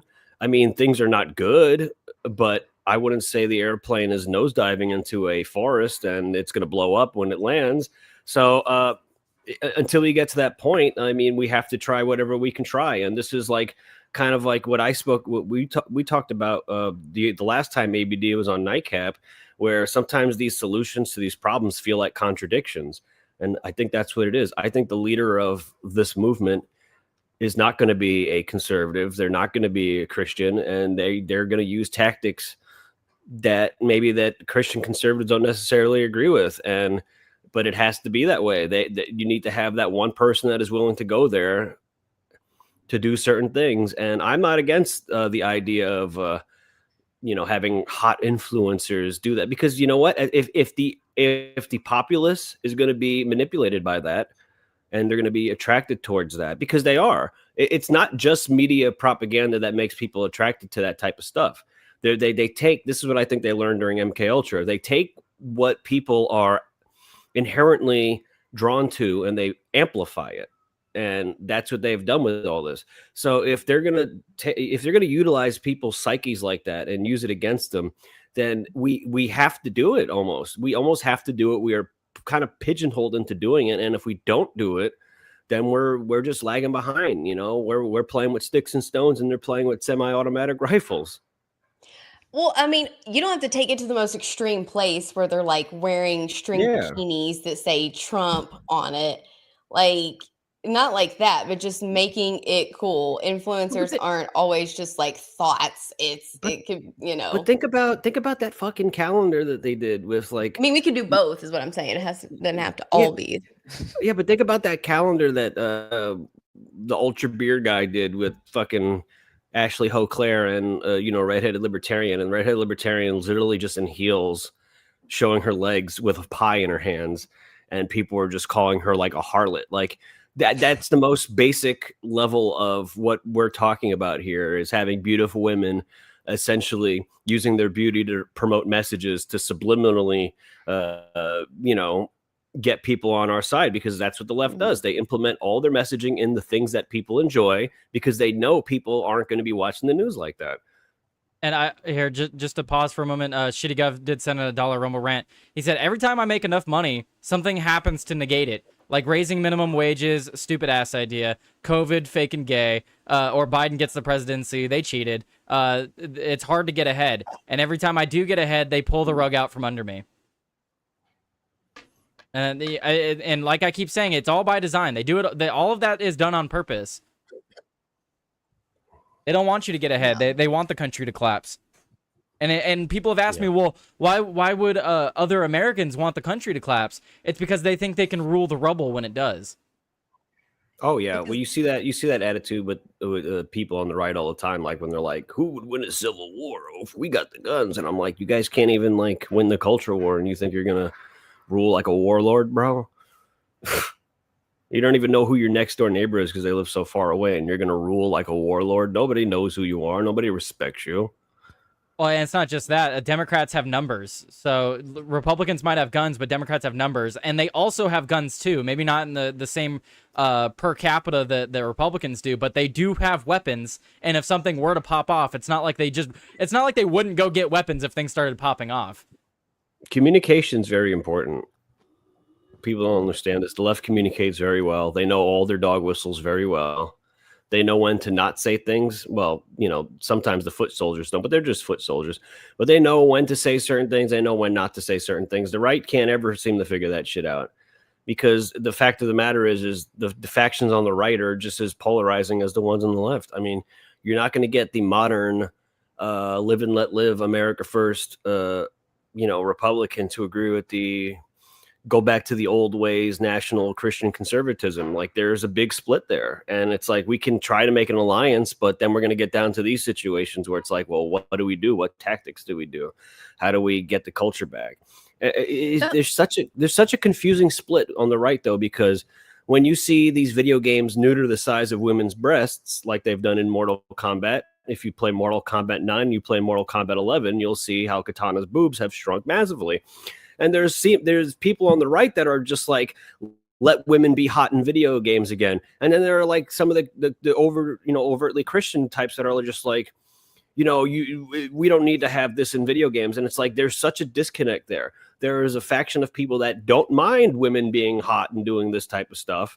And then there are people that are like, cover them up like they're Muslims. And I'm just like, that is a huge disconnect when you're talking about tactics, because then you get into situations like that calendar where it was the most tame fucking shit I've ever seen, but they were making it seem like it was hardcore pornography.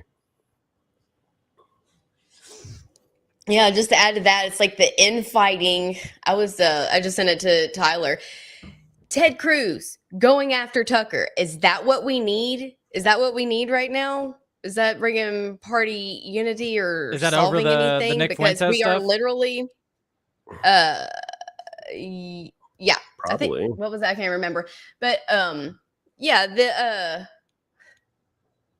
infighting that we're seeing is just so unnecessary. Sorry, I was looking at that too. The infighting's happening because of one issue, really. I know. And it's weird that issue is the thing that people will fold on. Like we'll deport students for protesting that small country, and when Antifa completely just crashes an ICE facility or UC Berkeley, it's just there's no arrests, there's barely anything, nothing happens. And like, I'm supposed to believe that Trump is like this strong president. I'm like, no, he's not. It feels like he's corrupt. He's compromised. I mean, I said it like a few months ago. I was like, it just feels like he's compromised. My theory on that, Joey, is that they've already made multiple attempts on his life. They tried to put him in prison for the rest of his life, and I think he knows that he's not going to be able to do enough with his presidential term to stop that when he gets out. So I think he's trying to play ball a little bit more, so that way when he is no longer president, he no longer has the power. They don't come after him. Yeah, and like I'm supposed to believe that JD Vance is somehow going to capitalize off of the momentum of Donald Trump and not play ball too. Like, look what we got coming up, and it's just if we get Gavin Newsom, and it looks like it's probably, I mean, it kind of has to be Gavin Newsom at this point, but we're going to get Gavin Newsom versus JD Vance, and I'm looking at that, and I'm just like, man, this just feels like it's more of the same again. Yeah, it's 2004 all over again. I think we're going to get the generic talking points. We're going to get the lack of charisma. We're going to get the, well, my opponent wants to blah, blah, blah. Or don't you think most Americans want to have affordable housing? And it's going to be all this generic slop. There's going to be no interest in the election. You're going to see a huge voter downturn. Republicans aren't going to come out and vote because they're only enthusiastic to vote for Donald Trump, because the normie Republicans see Trump's confidence and moxie and they like it, but they don't pay attention enough to know that he's basically betrayed his base.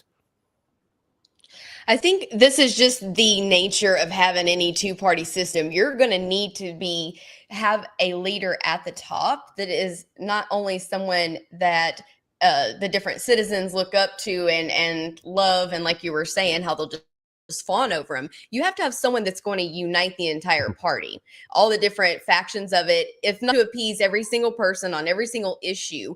But I feel like just the way, I don't know, maybe this hopeful thinking, I think he's trying to put JD in that spot by keeping him neutral and likable at the moment, in hopes that maybe after a couple of years, he could be seen as a unifier of the GOP. Because really, that's what I think we saw with the low turnout, or like not having the enthusiasm. I don't know, maybe it was cheating this last election. There's not a unifying person to say, hey, this is what we're going to do. Because right now, I don't know. Has anyone talked about how Twitter algorithm changed right before that election? Like, changed really bad for me. And it just, yeah, when you don't have that strong head of the party, it's going to devolve into this. Yeah, have patience. Yes, Donald Trump literally just said Americans are unimpressive and we need to replace them with fucking foreigners. Yeah, have patience. Though. The best economy, too. The best economy. But anyway, I want to move on to we have one more story, and then I got to get going. There's other things I got to take care of today. Joey, do you want to stick around for the last story? What's the last story? It's just about airplanes and TSA. No, probably not. My view, bro. Did you not listen to the interview he did with Lauren Ingram? That's literally what he said, bro. Yeah, we played it earlier in the show, where he said that, and it just made no sense. You know, this is like if Joe Biden said this stuff, everyone would be like, oh, pitchforks and shit. But Donald Trump says it and is like, there must be some underlying reason. He wouldn't betray us like this. Just admit that you've been got. That's all. Your first step of acceptance is admitting that you've been. I don't know what the saying is. Anyway, thank you for having me on for that brief moment in time. See you later, Bye, Joey. You guys know Joey where to find the cannoli. Yeah. Anyway, we'll move on to this last story, Jessica, and then I'll let you get out of here. It's technically two stories, but I'm just gonna combine the two. So this is the last thing that I wanted to talk about. So with the government shutdown, the U.S. now faces travel Armageddon this weekend if Congress doesn't end the government shutdown. This is a warning from Duffy. Flyers could face travel Armageddon over the weekend if the government doesn't reopen by then. Transportation Secretary Sean Duffy cautioned on Tuesday more than 10% of flights could be delayed nationally, adding that some airlines may even decide to ground their fleets altogether. You may find airlines that stop flying full stop, and last week's travel delays, which saw thousands of flights canceled and scores more delayed, would be tiddlywinks, okay, compared to what could happen this weekend if the government isn't open again, according to Sean Duffy. It is going to radically slow down, so the House has to do its work. More than 4,500 flights were canceled across the U.S. last weekend, and one of the worst travel weekends since the government shutdown began more than 40 days ago on October 1st. Air traffic controllers have been calling in sick or sick for work in droves as they go weeks without pay, leading to travel Travel snafus? What the hell? I've never seen that word. Snafus. Snafu? Oh, snafus. Okay. Travel snafus throughout. I've never seen that word spelled. I've only ever heard it pronounced. Throughout the country, as airports are forced to limit the numbers of flights, landings, and landing rates to avoid potentially catastrophic accidents. So basically, I'm just bringing up this story to talk about how the flying this weekend is not going to be fun, guys. Be careful flying. I got lucky and I managed to fly back and forth from Idaho, and that was a lot. That was a lot easier than I thought it would be, thankfully. Even with the government shutdown, I was a little bit nervous that things might get delayed or some issues might be caused because of the air traffic controller issues. But yeah, if the government does not reopen this week, we're just going to see an increase in issues here. Yeah, and I don't feel like we can really impact anything. It's up to Congress to get their shit together. However, I'm glad that they are canceling flights instead of putting us in an unsafe situation. I mean, it's terrifying overall, just having to work on a smaller workforce right now with them. So I would be terrified to fly right now, even if they're cutting flights and stuff. So yeah. I mean, this one is a sticky situation. I mean, I don't even necessarily think they're being paid from the federal government all the way. Can we not privatize some of this? that's what I asked, but it's because it's controlled by the FAA, which is the the Federal Administration, Aviation's Administration. Why? Right. Why would they not just make them an oversight administration instead of That's what I've said. Employing them? Okay, so we're on the same page. I don't know why it's not just an oversight, an oversight thing, and then these companies can hire their own traffic controllers. I don't know. It beats me. It beats me. And the only reason this is in the news is because this directly affects many Americans. But you also have the government shutdown affecting people overseas. We have soldiers going without pay in bases in other countries. So the government shutdown absolutely does need to end, and it's ridiculous that it's gotten this far. Yeah, I agree. It's like, get it together. I know, I'm so disappointed with Congress. It's like they've just been devolving, and now it's like, what's up with this chat here? That's it's Ian, not Crossland. He's going on about the Nick Fuentes stuff, but it's okay. You should put that meme up I sent you. Pull the meme. We'll pull it up after the article. Okay. But so the main article I wanted to pull up though, because obviously traveling sucks. It's not fun for anybody. But what's even more not fun, Jessica? Let's say you're going through TSA. You're traveling to another state or another, and you happen to get one of those random checks. They want to pat you down. How would you feel about getting patted down by a transgender officer? Oh, hell no. No, you don't want a trans woman patting you down? No? Absolutely not. No. So we got this from the Associated Press. Lawsuit challenges TSA's ban on transgender officers conducting pat downs. So because of Donald Trump, this is one of the wins that we got from Donald Trump, with his executive order requiring that people be identified as male and female. A lot of governmental organizations fell in line, and one of the organizations that fell in line was the TSA, and they began changing their policies on transgender officers conducting pat downs and other things like that, and now they're being sued for it because the transgender officers want to be able to conduct their pat downs, Jessica. They need to be able to pat down other women. They're real women too, Jessica. They should be able to pat you down. Absolutely not. I would never let that happen. So I traveled a couple weeks ago. There wasn't many delays. I got out of one of those random checks because I didn't have the little star on my license yet with the military ID. I'm like, are you sure? Do I got to? But this right here, I've only had the experience of having like a pat down at the airport when I was pregnant, and they only had, they had the those machines and everything. What am I trying to say? Like the X-ray stuff. And I was like, no, I'm not going to do that. So they acted like it was a problem that I didn't want to go through the machine and had a lady go over there, and it's not like they're touching you, they're filling you up, but they are. It's like kind of up and personal enough that there's they gotta no make sure you don't fucking have way I'd anything let on a you, dude you touch know. me. Yeah, well, I mean, of course, I understand they got to do their job, but like, it is such no, absolutely not. You don't want your Man, you don't want your trans, baby shot full of radiation? What's wrong with the radiation, Jessica? They're just X-raying you and your baby, is, you know. That's why he turned out a superhero. 'Cause I Right, flew there you with go. him. I don't know. Maybe he could save this country. Oh my god. I hope so. Joey's asking if you'd like to, ma'am, are you hiding a bomb in that Gucci? They don't check up there, Joey. That's one of those deep random searches. Joey also wants to know if you'll join him on his show if you want to respond to that. Are you talking about Outworld? The I can do show Outworld. Yes. an hour from now, yeah.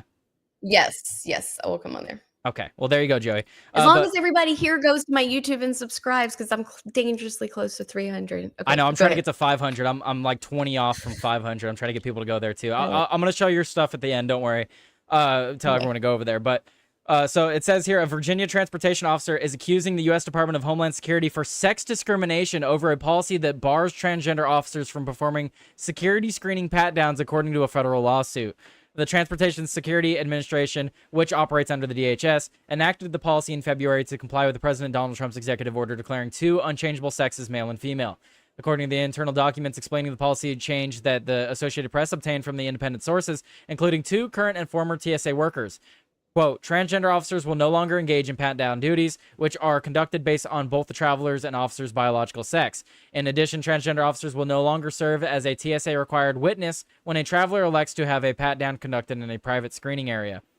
Until February, TSA assigned work consistent with with officers' gender identity under a 2021 management directive. That's probably from Joe Biden.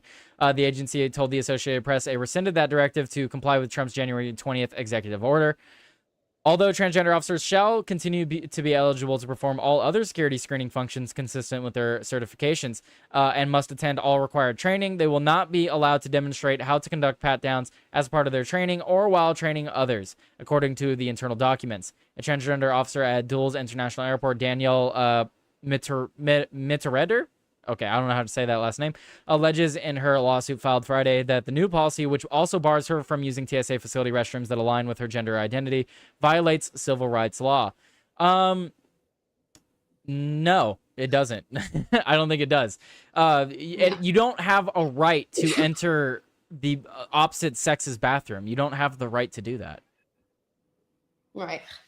I don't know how this went on for 4 years without somebody saying something, because the first even hint of something like this, of somebody that,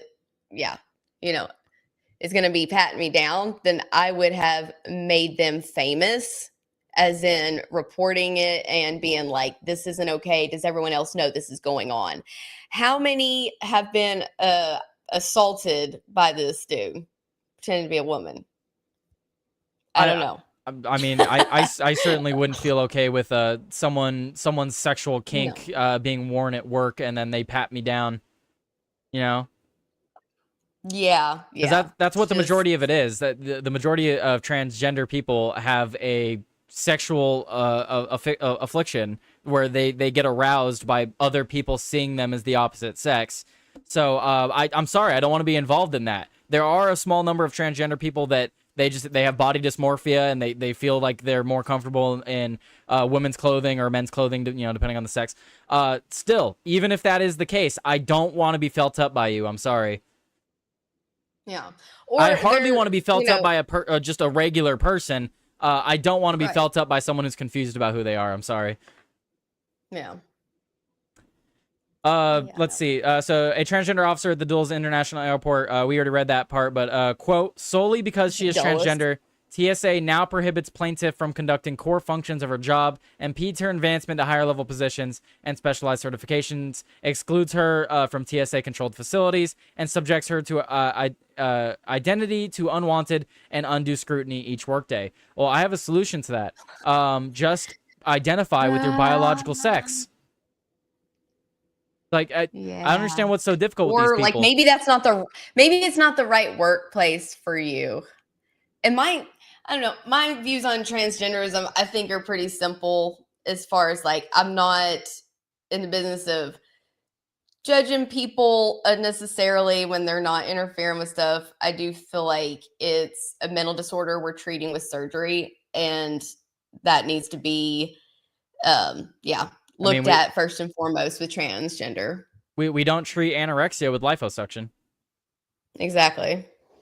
and nor should we. So, but yeah, no, as much as I feel bad for these people, I'm sorry, but let's say I'm traveling with my girlfriend or my future wife or something, and there's this dude pretending to be a woman, and he's like, "Sorry, ma'am, I gotta pat you down." I'm like, no, get your hands away from her. No, Yeah.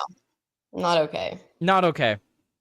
So we'll see where this goes, but ultimately, I just like Jessica said, maybe it's just not the job for them.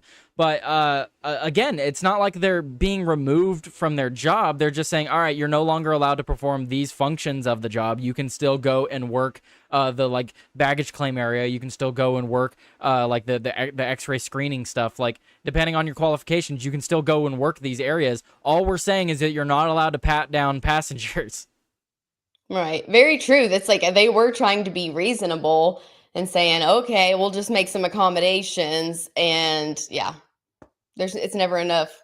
Never enough. It never is.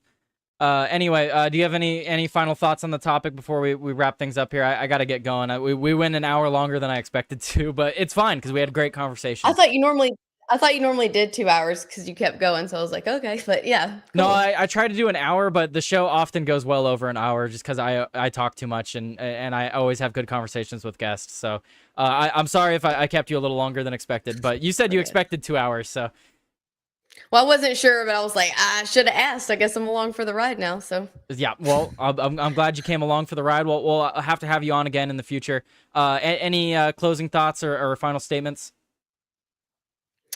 I feel like a lot of the things we were talking about with making it cool to be Republican or based or conservative has to do with making shows like this. This is content on this that is exactly, fighting those different ideals. So yeah, I'm glad. I appreciate what you're doing here and all the other content creators with that. So there is hope. Oh yeah. Well, thank you for joining me today. And guys, if you want to go follow Jessica, she also has a Twitter. I don't have the Twitter pulled up right now, but you can go follow her over here on Rumble. Here's her Rumble account at Amphibian Goddess on Rumble. And she also wants you guys to go subscribe to her YouTube channel. She's almost at 300, guys. So go subscribe to Jessica Clarity 1100 on YouTube.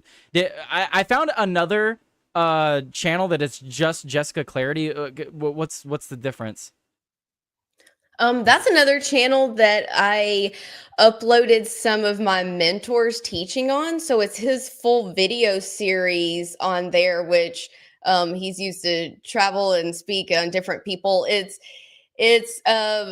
along the lines of self-help, along the lines of like a deeper understanding of religion. But anyways, that's what that is. It's a separate channel over there. But if you want to check out on this YouTube channel, go to shorts and scroll down because there was a rap battle between Joey Cannoli and I. There it is. The Rumble rap there battle. You go. Here, we can play that real yes, quick. I got to share it to your screen so you can hear it. I know, obviously you've heard it before, but just so you have the audio included. All right, there you go. Go for it. Let's play this clip. Oh, no audio? Hello? Uh-oh. Hang on, refresh. Why was there no audio? Little Red Rod blah blah blah hood. Couldn't get it out. It was too complicated for my little brain. Joey said he was a rapper at one point. I am a rapper at all the points. Why do you want to rap? I don't understand why you want to rap battle me for, because like kind of I don't like have any animosity against you, so I don't know what I could. What'd you say? I said it's not a true rap battle. It's kind of like a commentary through it. So, I mean, you can finish this. I just didn't know if you were expecting some good bars. It's just Joey fucking with me, and then yeah. I'm not gonna click it again. It went on to another clip, and so it would have to restart. But if you guys want to go watch the clip, obviously all you got to do is you got to go to her channel. I believe she put the link in the chat So go follow Yes. that link, and you guys can subscribe to her channel. Yes. Oh, and I just want to get this out real quick. My last long form video was actually a clip from a podcast I did talking about the CCP infiltrating our universities, which is a huge problem. And it just surfaced back up in the news recently. So yeah, that one right there. So I went ahead and clipped that if you guys want to check that out too. Well, there you go. Thanks for joining us today, Jessica. We'll have to Bye. have you on again in the future. And I hope you have a great rest of your day. All right, guys. That was the show today. I hope you guys enjoyed the show today. I know the doggo absolutely enjoyed the show. Look at her back there. Very nice. Oh yeah, I have that stuff turned off until I go back to the solo screen. But yeah, thank you guys for hanging out today. I appreciate everybody. We had a bunch of fantastic people hanging out in the chat today. Always great to have Joey on. Also, it was awesome to have Jessica on. That was the first time she's been on the show. We'll have to have her on more in the future. And yeah, I hope you guys have a great rest of your day. I got to go handle some stuff. And I will be on with Thoughtcast later today. So make sure you guys go and subscribe to Thoughtcast on Rumble. Let me go pull his Rumble channel up. I will be on his channel later tonight. Let's see. That's hang on. Thoughtcast with Jeff D. Guys, go subscribe to Thoughtcast. I will be on with him later tonight. Yeah, well, I'm not sure what we're talking about, but go and follow him. I'll drop it in the chat for everybody. Go and drop him a follow. And yeah, I'm going to go make some food, and then I'm going to go out on a date here in a little bit. So you guys have a great rest of your day, and I will leave you guys with this song right here.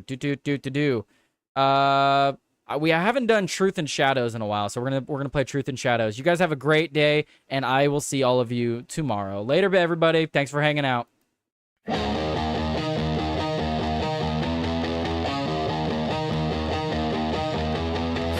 Static comes in my ears, shit feels blurry. Headlines scream like wolves in a flurry.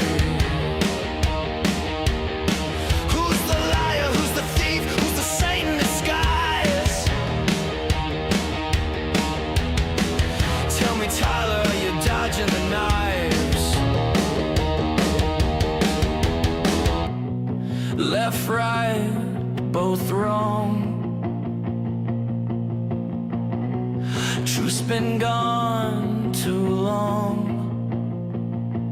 Tyler today, cut through the haze. Truth ain't a weapon, it's a light, it's a blaze. Today, won't let it decay. Dodging the shadows, truth finds its way.